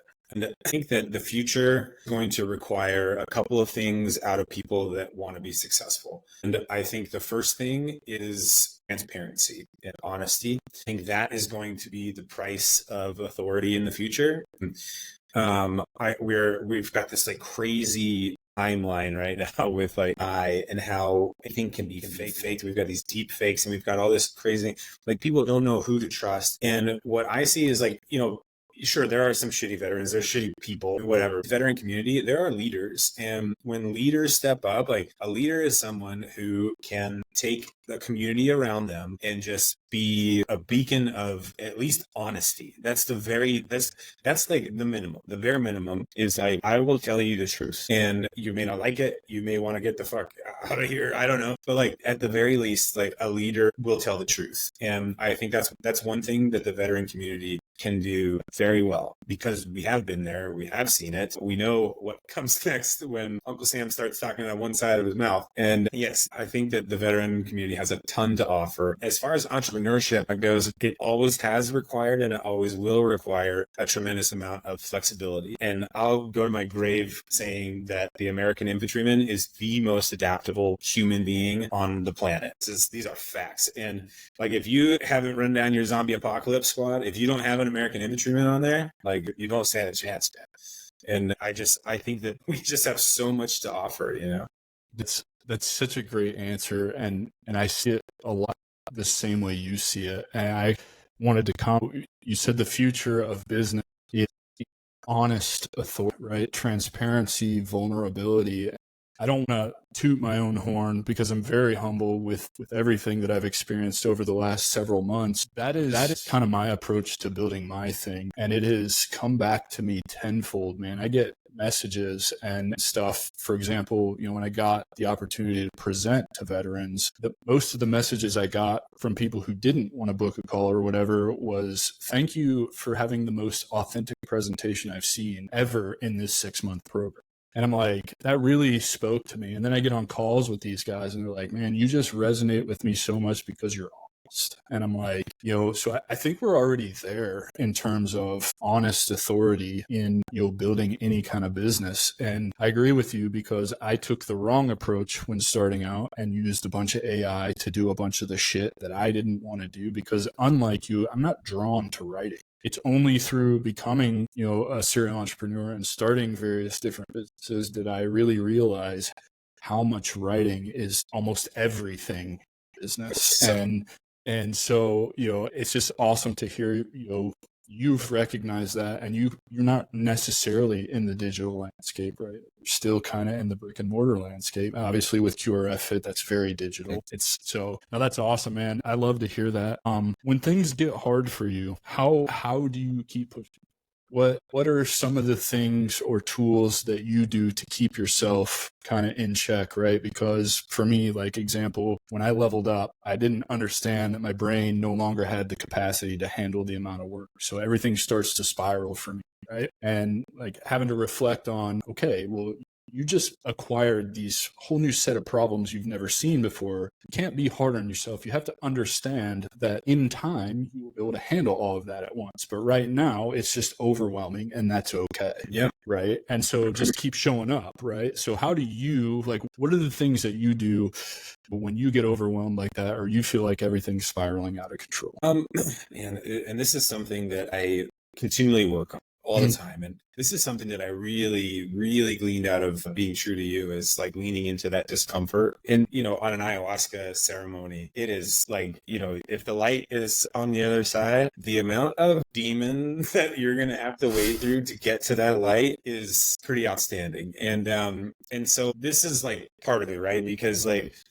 I have the memory that I've been through pretty much not any, right? There's plenty of people that have been through way more than I have. And so I don't mean to say that I've been through it all before. I haven't, but I have been through a lot. I can look back generally and look back at my time and say like, okay, I'm still breathing, still here. I made it through worse. I will make it through this too. It helps a little bit, right? But really what the biggest part about it is just being able to be patient. And my patience has grown exponentially, and being able to just sit with feeling bad for longer without reacting, go to sleep angry, go to sleep sad, go whatever it is, and then think about it in the morning, It's funny, this story, when you're asking that question, the story came to me, and I hadn't thought about it in a long time, man. This is a great story, but when I was a junior at West Point, so cadet, whatever. And cadet sergeant, I was a squad leader for cadet basic training. And this guy Matthews, this new cadet Matthews, you're in charge of the new cadets in the summer training. And so new cadet Matthews, we do this bayonet assault course or something like that. And he jumps over a wall, hurts himself, doesn't tell anybody. We get back to the barracks, and someone knocks on my door. Sergeant, whatever. Matthews is bleeding out of his dick. And I'm like, oh, okay. So I go down there and I open up the door. He's standing there in his whitey tighties, like blood soaking, like red, stained red. And I was like, oh, no. And I'm, I think I'm 18 or 19. I'm 19. I'm 19 at the time. I don't know what the hell I'm doing. So I'm like, and I run down to the CQ, and I wish I could remember this captain's name. I did. One of my only experiences with him. But this dude, Ranger Tab, aerosol, airborne, dude, like I want to be like this guy, right? And so already I want to be like this guy. And I tell him what's going on. I'm like, sir, Matthews is fucking whatever. He's bleeding out. So and he goes, okay. He's like, pull out your pen and paper. And I'm like, sir, I don't have my pen and paper on me. And he goes, oh. And he goes, so is he in danger of losing life, limb, or eyesight? And I was like, no, sir. And he goes, oh, okay. And he reaches into his pocket, pulls out a notepad, his own pen, writes down a number for me to call. And he's like, well, we never go anywhere without the full uniform, right? And he hands me like cool as a cucumber. And I was like, God damn it. I looked at that guy and I was just like, I want to be like that. I want to be like that. And like stay calm, stay cool, and freaking deal with it, man. And so that's a long way to say, like, it's a long story to say, like, regulating my freaking nervous system, man. Like breathing, like breath work is so big. Meditating is big. And so especially when you're working with other people, like if I can't regulate my own nervous system coming into a call, man, I have no business talking to someone else who is searching, to do that, or who's trying to do that. So when things are going bad, like, okay, but like you're not dying. And if you are dying, like we'll deal with that when we get there, right? So it's, that's a lot of words to say, just trying to stay regulated, not so high, not so low, but stay in this nice little pocket a little bit. Balance, yes. All about balance, man. I love that because very much taking away from our time, really not even in Peru, because this was instilled in us in all of our group meetings before, but returning to your breath and just centering on your breath. I never thought that something as simple as breathing could really make that big of a difference. So it's so great to hear you say that. And adding to what you said at the beginning of that, right? Like to get to that light on the other side, there's a whole lot of demons, but it reminds me of a Jordan Peterson quote. He's, the only way out is through. Of course. And you've made it through worse, whether you realize it or not, and you'll make it through this too. I love that, man. I love it. Let's look forward for Mr. Mulder. Where do you see the entrepreneurial journey heading for you in the next few years? Do you have any plans or goals? Are you just riding with it, seeing what comes your way? What's going on with you? Yeah, so there's definitely been a learning curve with moving away from liberty, for sure. But I'm figuring all that out, like figuring out how often to check in, and like it's just like anything else, though. Like people need to be heard, and so I need to hear them as well. It's definitely not a hands-off project for me. It's still very important to me. It's my first significant venture, and it means a lot to me, man. We have a huge community there, close to 250 people that train there. And this is it's an important place, and it's becoming an important place in Phoenix to train. So I want it to stay the same, and I want it to stay the same as far as everyone is welcome there and everyone is welcome to train there. Like we will never get worse. We will only get better. So that's very important to me. And so hiring the right people is very important to me, and maintaining professional coaches there is like super, super important. So Liberty is one focus. QRF is obviously another. That's definitely my primary focus right now, is building this program. It's so cool. I said my goal at the beginning of the year was to send our first 100 veterans through the program, and we are on track to do that this year. So hell yeah, man, that makes me so happy. It's just so cool. It is so cool. I love it. I'll be in Arizona next week, speaking at the Arizona Coalition for Military Families, about a little bit about our program, but mainly about how strength training can augment your mental capacity, your mental health, and all of the things that it does for you in your life. It really is special. So, but anyways, taking QRF and growing it further and further and further. I see myself in this executive director role for a handful more years doing this and helping to build it. I'm learning a lot too. There's a whole lot I didn't know about the nonprofit side of business, which is really, really interesting and exciting for me. I'm meeting so many awesome people. Really cool. And then I just launched my own coaching business, Apricus Coaching Initiative, last month. And so this is still in its infancy. I'm doing a lot of content coaching for people, specifically for psychedelic integration, but Apricus is more of a holistic coaching experience. So it's not, if that's what you're interested in, sure, but we want to meet, whoever that person is, match them up with a coach that's right for them and get them through it. And so that will blend the physical side of the house with the spiritual side of the house, with the emotional, mental as well. So glad we decided to do this podcast now, because in the next year, you're going to be so busy. I'm not going to be able to have time to even talk to you on Signal. Yeah, I always make time, man. I love doing stuff like this so much. So yeah, no, I love where you're going with the holistic coaching, because obviously I'm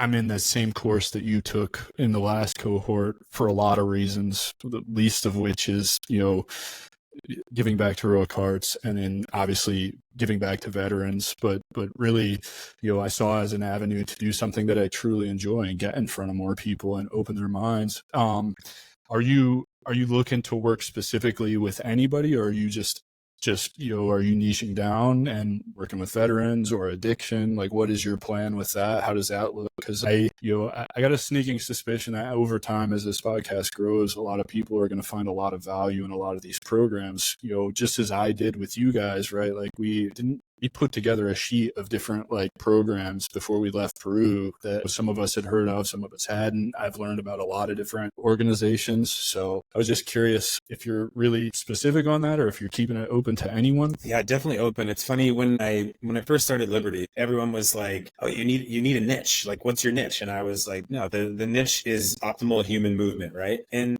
so and they're like, "Oh, that's not a niche. You're only doing strongman." And I was like, "No, I don't. I am a multifaceted person. person. I don't do just one thing, right? Like I play music, I write, I bow hunt, I freaking rifle. I do a lot of different things. And so that's how anything that I have my hands in is going to be. It will be multiple, it'll be multidimensional, hopefully. So no, I don't think we're gonna limit it. Obviously, there are some people that would gravitate to a coach like me as opposed to someone else, and that's completely fine. But I hope, that we can bring on coaches later on, we can serve anyone that walks in our door. And I would argue at least that that just because a person hasn't been through similar experience to you, yes, if they help them empathize at a certain level, but a good coach should be able to do that regardless and just provide a non-judgmental space where you can make your own connections. And it's not like they're telling you the connections to make. Yeah, I love that. And it's, it's been one of the bigger things I've struggled with going through that course is really learning how to hold space with the things that don't resonate with me. And I'm not afraid to admit that I'm not that big of a person yet where I can do that. In fact, in the discussion earlier this week, there was some pretty triggering things that were said that I didn't agree with that I had to really, I'm still thinking about, and evaluating those, reframing them in my mind, understanding where they're coming from and how I can apply it to myself moving forward. So it's great to hear you say all of that stuff. Let's talk about Peru. Let's go, man. So Peru for me was very much kind of a rebirth, if you will. It was very much a reinvention of who I am as a person. And I think it was for just about everybody there. Was there anything specific that, in Peru that really kind of opened your eyes to how you were living life and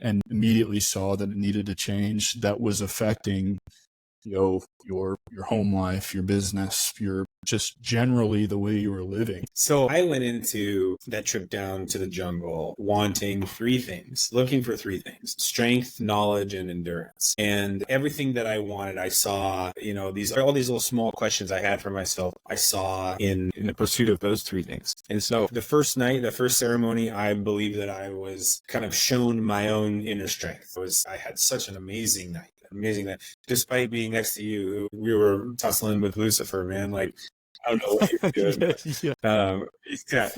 I remember being in that hesitant, hearing what was going on with you a little bit, and trying to just block it out, be my own space, and just being like, man, I don't know what that guy's got going on, but I'm chilling right now. Like, this is amazing. And, I would say with bears, all this is amazing experience, right? So I go into the second night and I'm like, oh man, like this is going to be fucking best night of my life. Let's rock and roll, like that's the rookie, and I get there, I'm like, okay. And oh man, I was shown my own version of hell. And then I realized that it's insanity, that my own version of hell is my own insanity. Like I lost track of the inner voice, like that monologue that we have with ourselves all the time. I lost track of it. And I just had voices coming at me, like I'm sure like it feels to be schizophrenic. And it was, wow, it was so scary.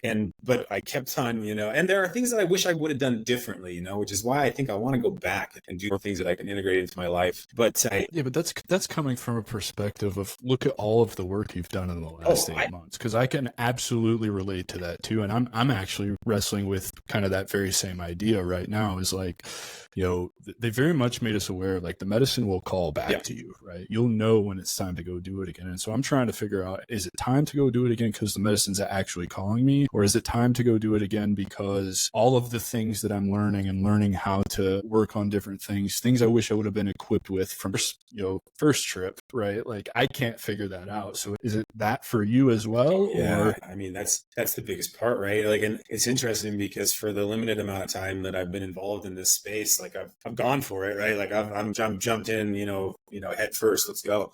Same. Yeah. But that being said, like I've seen so many people that they're just in pursuit of that trip, and I personally, I don't think that's what it's for. The idea is not to just experience these, I really like the term non-ordinary reality. It's not to experience this ordinary reality over and over and over. The idea is to go do this, see what kind of insights your own mind produces while on this amazingly enlightening mystic substance, and then integrate it into your life and become a better person. And so when I first got back from Peru, man, like there was like that month, I think they call it like the glow period, right? Like where you're just glowing, right? And that first month I was like, oh, it's just like, amazing. Like I was sure that it took its effect, right? Boom, backslide, man. I started drinking like hard again. And I just had this like, oh man, I was drinking more than I probably ever had in my life. And I just kept hearing this like voice in my head telling me about temperance. And this was this lesson that I learned the first night in Peru, or had been shown to me at least. And so then I started getting like sober curious. And then I started like, okay, maybe like once a week type deal. And then I just had this final movement where I was just like, man, you know what? This is fucking stupid. And I just stopped. And it's really cool. I don't think I would have stopped drinking without the help of ayahuasca. I 100% relate to that. And I mean, it's awesome of you to share that you went backwards, because I do remember a conversation we had about, you were going to try to redefine your relationship with alcohol before we ever left, the retreat, right? We weren't even back to Terapoto yet. And you were already saying that, and not in a malicious, or obviously we wouldn't be having this conversation, but like, I kind of thought to myself, like, I don't know if try is the right word, right? Like it is the right word though, right? Because that's all we can. Yeah. All we can do is try. And I think that gives us a little bit more, it allows us to have a little grace for ourselves when we stumble, because if we try to do hard things, sometimes you're not going to be able to do it. But that doesn't mean that you shouldn't keep trying, whether that's starting a business, whether that's getting sober, whether that's freaking, I don't know, like learn a new instrument or something like that. I do think the operative word is try. I mean, and I appreciate, that's a really good reframe for me, right? Because sometimes in the business world, especially, you get caught up in the I wills and the I ams and all that. And, I think the fact, obviously, that you realize you're backsliding, and, because sometimes I think ayahuasca was a cheat code, right?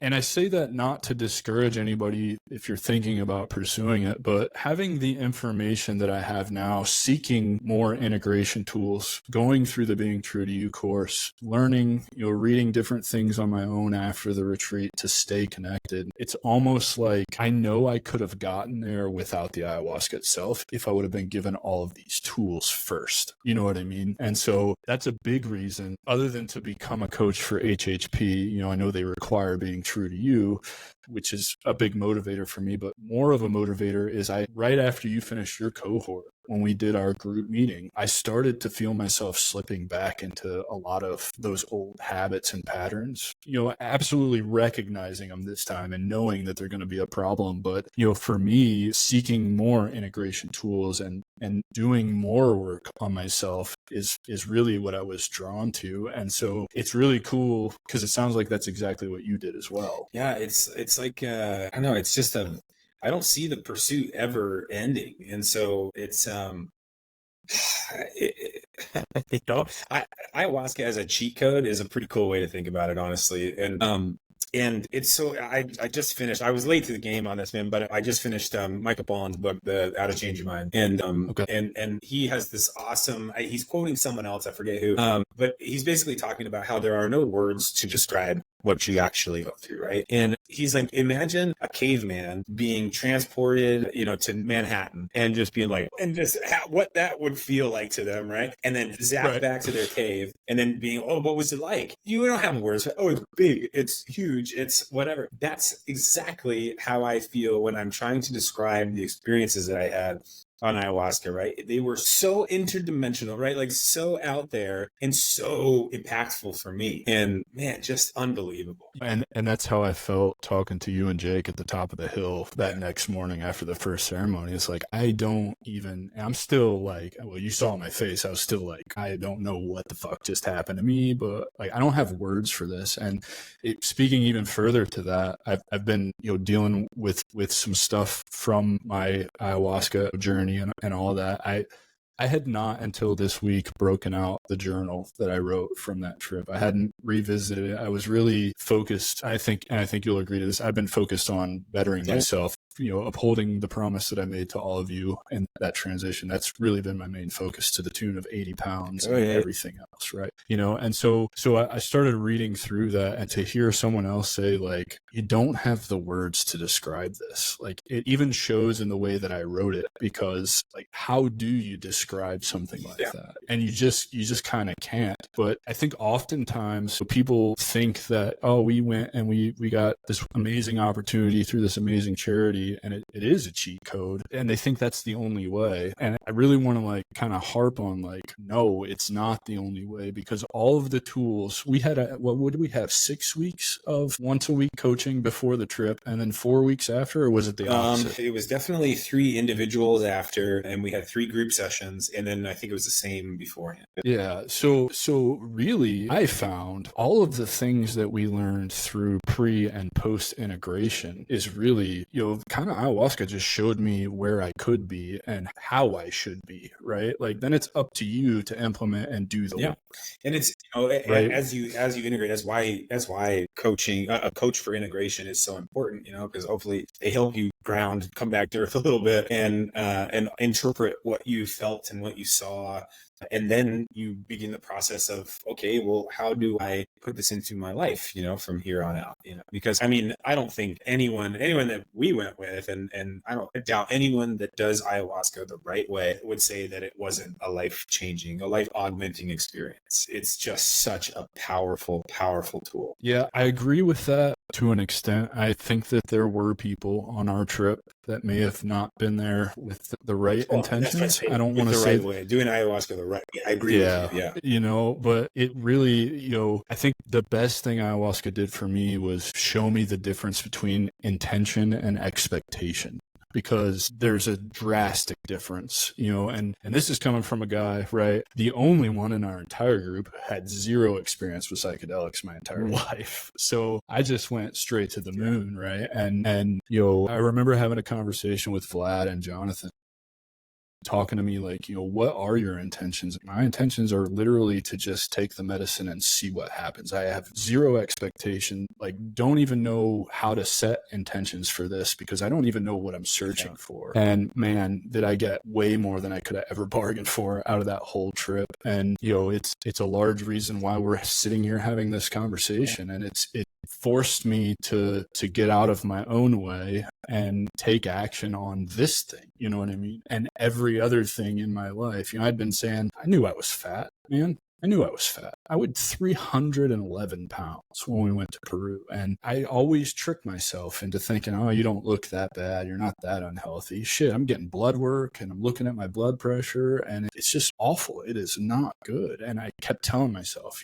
hey, Monday, you're going to go back to the gym. You're going to start losing weight. And Tuesday, you're going to do it. And I just never did it. I never take that action. I just sit on my ass and just be in my own way. And super thankful that ayahuasca showed me how to get out of that. And it's through using all of those tools, the breath work, the mindset stuff, the reframing of those thoughts. And again, like that experience really, I think, applies so much in the world of entrepreneurship, right?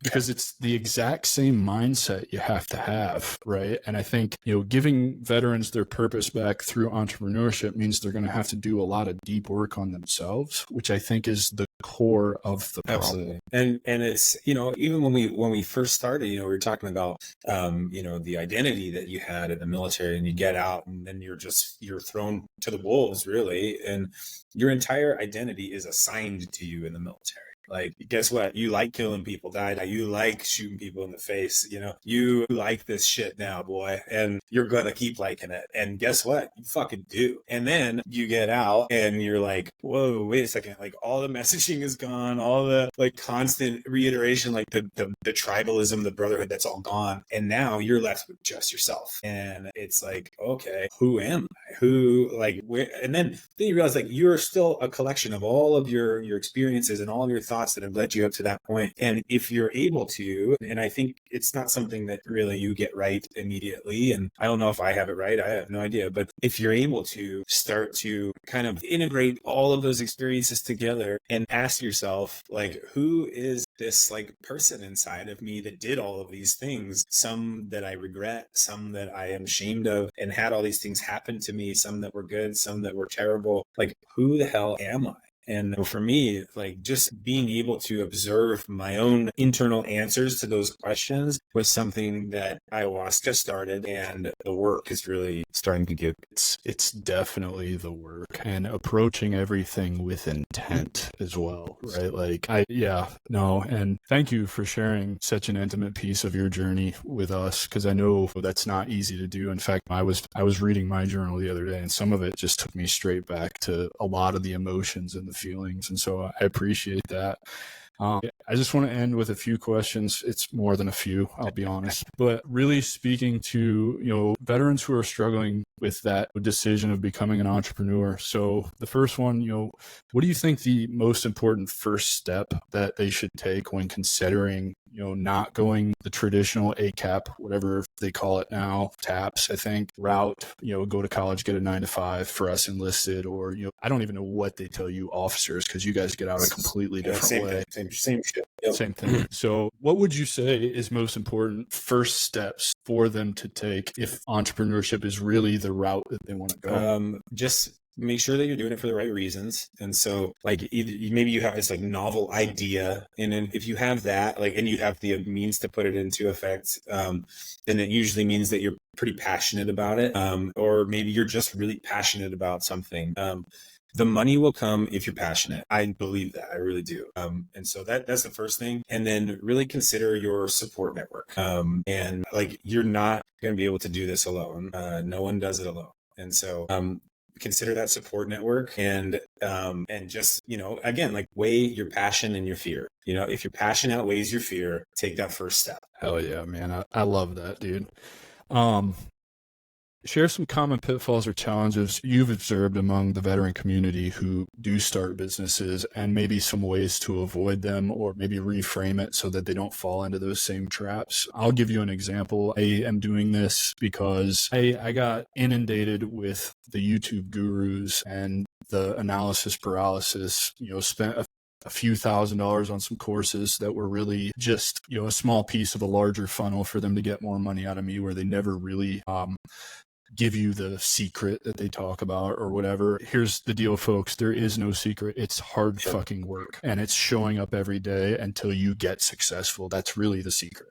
Those are the examples that I'm here to kind of dispel. Like, I hate YouTube gurus. I'm not in this to make money. Although I'm with you, I know the money will come if I just help people, and I'm passionate about it. So I think, be frugal with who you give your money to. Absolutely. Especially when it's like sales. If you're being sold on something, like, just be careful. Definitely. That's something that we all have to deal with to this day, right? I've spent more money, burned more money on advertising than I could care to count, but it's crazy. But that's a hard lesson to learn too. But you start learning it, so and then the only other one that kind of came to mind was like, and it's particular to some like male veterans, and I think I've fallen prey to this a little bit. Like, sometimes you start thinking that you start liking the smell of your own shit a little bit too much, and that's something you really have to be careful with. And so just remember to stay humble. Remember not to judge, and not to judge people so hard or so harshly. And that includes yourself. But like, just always ask yourself, like, am I remaining humble? And like, am I remaining grateful for this opportunity to become an entrepreneur? Like, why did you do this in the first place? And so living with a little bit of gratefulness will go a long way. I love that, because the second you step outside of being humble, the universe is there to kick you right the fuck back down. It will remind you every time. You already spoke to this, and I wanted to touch on it again. You said you can't do this alone, and I totally agree. So much so that I buy into your network is your net worth. Is that something you subscribe to? And just speak to how important networking has been for you in this journey. I mean, networking is everything. And so Malcolm Gladwell wrote The Tipping Point, and he's talking about like social fads, but I think it applies to business too. He's like, if you have the three things that you require: a maven, a connector, and a salesperson. And the maven is obviously like the person who knows everything about a subject. Salesman is the salesman, and then the connector is the networker, right? And so that's the role that I serve best, I think, is the connector. And so it's very important to me. And so everywhere I go, it's, you can call it networking, I guess. I just call it being friendly and talking to people. But everywhere you go, it's a potential connection, and so never shut anything off. It's crazy. I was on a flight to Arizona last year, and I sat next to a guy. I was wearing my Merger Vets and Players sweatshirt, and he's like, "Oh, are you a veteran?" Whatever. We get talking, and turns out he owns, or he leases 50,000 acres of land out here in Oklahoma. I went down and visited him. He's like, "Yeah, we'll do stuff with vets out here. We've got like ATV parks, and you can go camping and shit." And so, and I'll probably go hunting with him later this year. So it's like, yeah, like everything is a networking opportunity. I love how you talked about, Gladwell's book. I've read that. I've read Outliers as well. Phenomenal books. But I agree, you got to have those three essential pieces. And something I'm leaning into now is I am a connector. I didn't realize that before. And it's just, I don't know, it's almost freeing when you figure that out about yourself, because I did the sales piece and I'm good at it. It's just not for me. It's not who I am. I very much enjoy this, just like you do. And I didn't think that could be a business, but it is so much of a business. It's like its own business. You know what I mean? So I love that. Yeah. Do you have any, because this is another common question I get. It seems to me, and I'm guilty of this too, right? Not recognizing that I am a connector. But then my wife pointing out to me that I just have this innate ability to strike up and keep a conversation going with anybody. So what tips would you have for people who do struggle with maybe being more outward and kind of outgoing enough to start making those connections? And I only ask this because when I started, building an audience in the digital space on LinkedIn, I had like 92 followers, just crossed over 1,200 a little over a week ago. For me, it felt very awkward to reach out to strangers and talk about the thing that I'm passionate about. But then over time for me, I started to realize like, oh, this is how you do it. Like, this is the secret, So do you have any tips for how people can kind of break out of that? Like for me, it was really the infantry mentality, just blunt force. They tell me this is what you have to do. I'm just going to do it.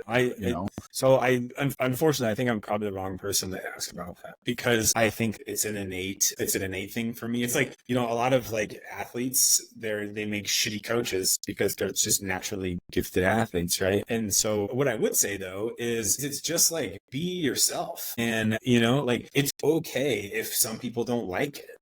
And so be okay with that. Like, it's not hard to be yourself. It should never be hard to be yourself. And so if it is hard for you to be yourself, then there's some other work you got to do. But yeah, so I would say be yourself. And as far as like the actual, like, hey, I have to extend my network, you can do it yourself. And if you're not comfortable doing it yourself, find somebody who is. Team up with somebody, get some help, and don't be afraid of that. You're definitely not the wrong person to ask me, because like part of this whole idea behind the show is to just show how different veterans build differently and just how possible it is, right? Like, you've been to some dark places, you've faced some incredible adversities, and you're still standing. And I don't know, to me, you look pretty happy, brother. These days, so this one's pretty important to me, and I think maybe one of the most important, kind of points that we make on this show about entrepreneurship. What did the role of mentorship play in your journey? And can you speak to how important it is to have or find a good mentor, and then maybe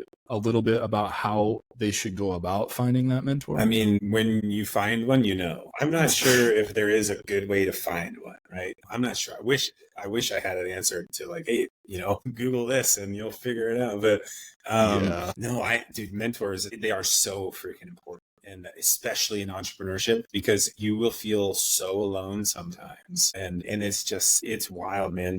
And so that's why I think you have to collect them. Like, it's awesome if you have one that works for you, great. But like, I've had like strength and conditioning mentors like Chipko. So she's just a massive influence in my application of science to sports performance. And I love seeing him. We're very good friends. Like, came to my wedding. He's awesome guy. And so mentor there. And then it's so funny because, I look at my father as a mentor as well. And I can't remember what it was. I think it was just like another scaling problem that we were having with Liberty. And I was talking to Iris and my wife Iris, and I was like, man, like I wish I had a mentor that could like help me with this right now. Like, I wish I had someone that I could talk to. And like always, I should have just sat with it longer, because I've go out with one of my friends who happened to be my web designer, and like the guy is such a genius as far as like as far as like the stuff that I'm terrible at, is tech stuff. And I go out with him and I just have like revelation after revelation after revelation,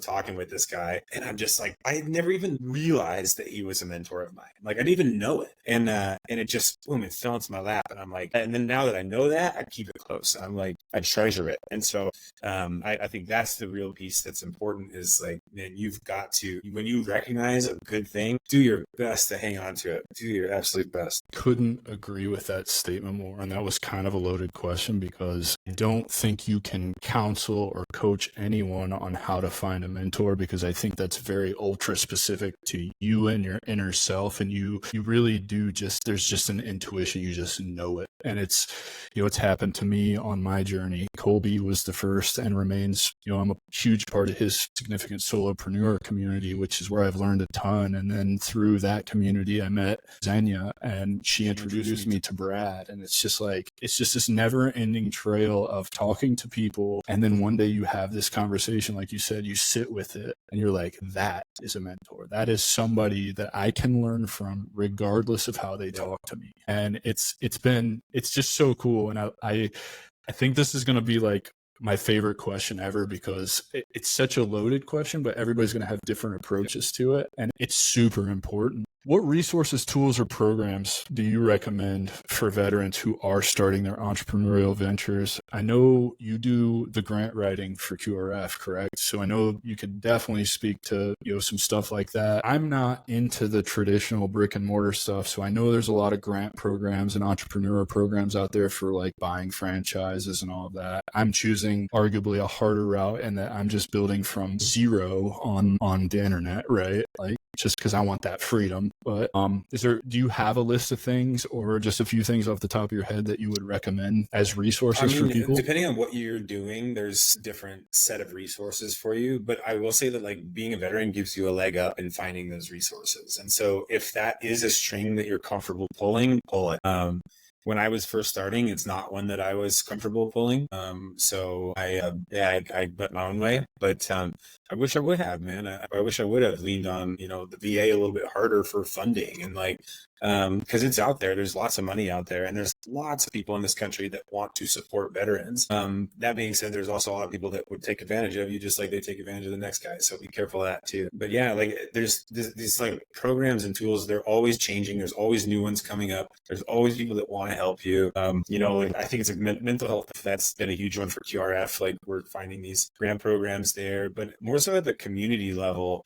That's where I would suggest looking first, rather than go to the top. Like look around your community and see who is involved in the same types of things as you, and who might be able to, lend you financial assistance if that's what you're looking for, or mentorship, or just like the more people you talk to, the bigger your network grows, the more these tools and resources appear to you. Yeah, that's great, man. I totally agree with that. Starting in the community, I always recommend start at your local chamber of commerce, because that's where all the business people are going to collect, right? Like you may not get along with all of them, but you'll damn sure learn something from them. Yeah, I was part of a business networking initiative for a long time, and I don't think I got any financial return on it, but I learned so much. And so I implemented all these new things into the business, and the things that I didn't like, I didn't do. And so you're just like, if you're always learning, like it's, and you're always open, then stuff will appear. Yes, sir. So this one's a fun one. And I think this one's ultra powerful for veterans, because, it will help them eliminate that question of where do I start, or I don't have what it takes, or some of that fear. So I'm of the belief that we in the military developed a bunch of high leverage skills that apply to the business world, just hands down, more than anybody coming from the civilian world, from any career straight into starting a business. I think we definitely have an advantage. So what are your favorite high leverage skills that we learn in the military that have applied to you and your businesses, and why are they, I guess, so important to your business? And how did you really identify those as strengths coming into the business world?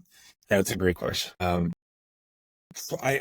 So some of these high leverage skills, I like the way that you put that. That's cool.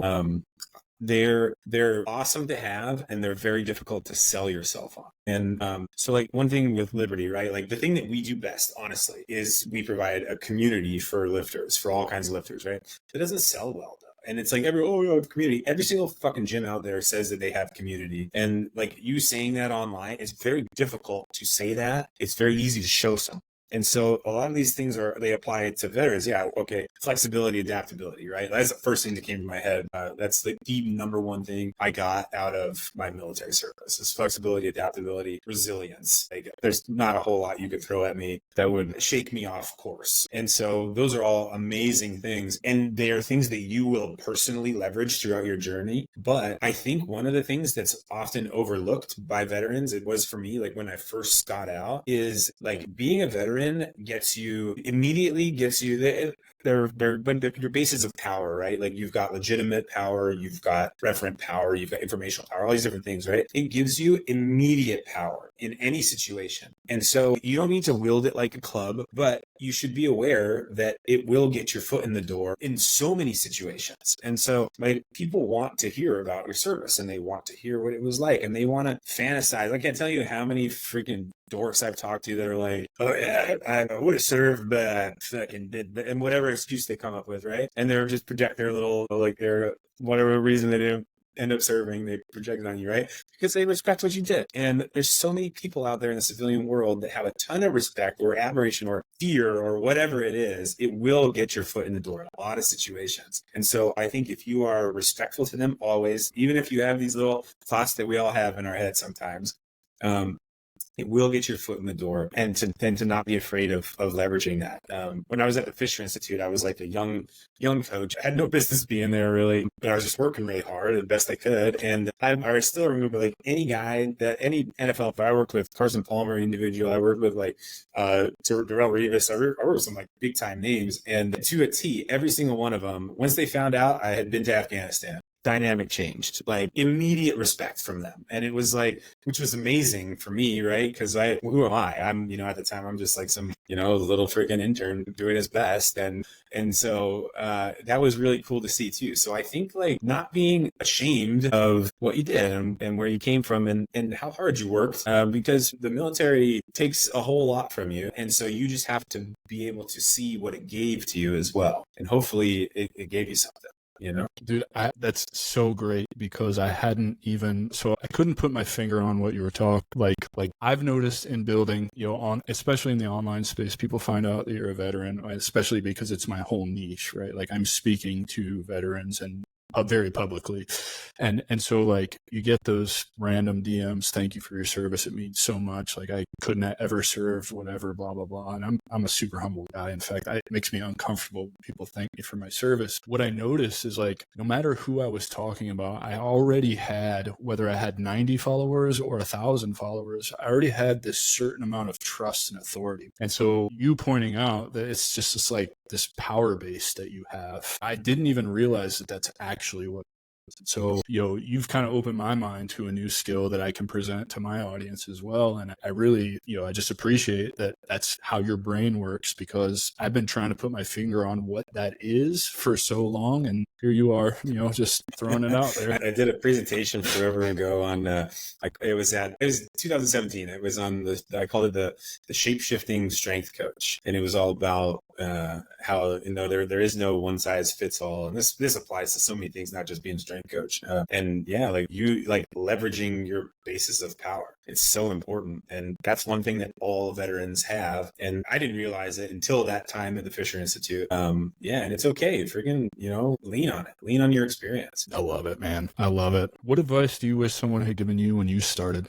Just one, man. It doesn't have to be super in depth. Just what do you think the best piece of advice you could have received when you first started? Okay. It was definitely, I wish someone would have explained to me better, because I didn't know the technical side of the house, right? And so I wish someone would have told me, hey, when looking for that salesman, right? Because I had the connector and I had the Maven. I was looking for that salesman and I spent so much freaking money looking for him or her. And I wish someone would have told me ahead of time, like, look for someone who knows the tech. like look for the tech side of the house. And like in this, like, you know, tech driven world that we're in, like, I don't know that. I know people, I don't know like the tech, right? So we finally started working with a company who's doing some business for us. And it's like, you know, what they explained to me, it was like revolutionary to me. I always thought when I'm designing ads, I'm like, okay, to the person who's seeing the ad, right? They're like, no, you got to talk to the search engine first, and then you got to talk to the person that's going to see it. And I'm like, holy shit. Okay. I don't know how to talk to a search engine. And they're like, we do. So I wish someone would have told me that. Like, look for a company, a proven company with a proven track record. And if they cost a lot of money, there's a reason, and you're going to end up wasting that money on shitty people anyways. So look for the tech expert. It's definitely, business, right? You know, I understand that you can make a lot of money building a newsletter. I just don't understand how you set up the funnels and the marketing and the automations and and then you start learning about that stuff and I'm really in over my head. It's really great again, you said it earlier in the show, right? You're not doing this by yourself. There's going to come a time where you're going to either invest time or money to free up that time, and recognizing what your strengths and weaknesses are, understanding that you need a maven and a connector and a sales, you know, that's super important so that you know what to do with your resources, whether that's time or so that when you're building, you do what is best for your business and you're good at, and then you put the other on somebody who, like you said, knows the tech or knows how to sell. Correct. Love that, man. Love that. Last thing, man. Well, there'll be one more thing after this, but this is a more personal thing.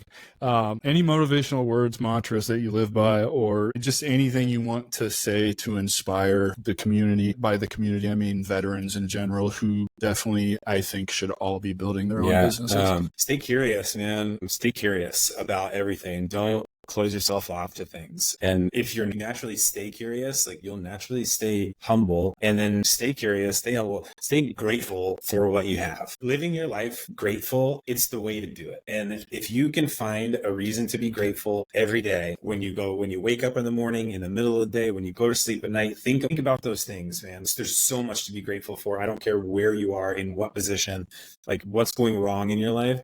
Find something to be grateful for, and things will turn around, I promise. It happens every single time if you live your life gratefully. Dude, I have a gratitude practice. Every morning when I wake up, I sit up in bed before I ever get out. I say 5 things I'm grateful for. Every single morning.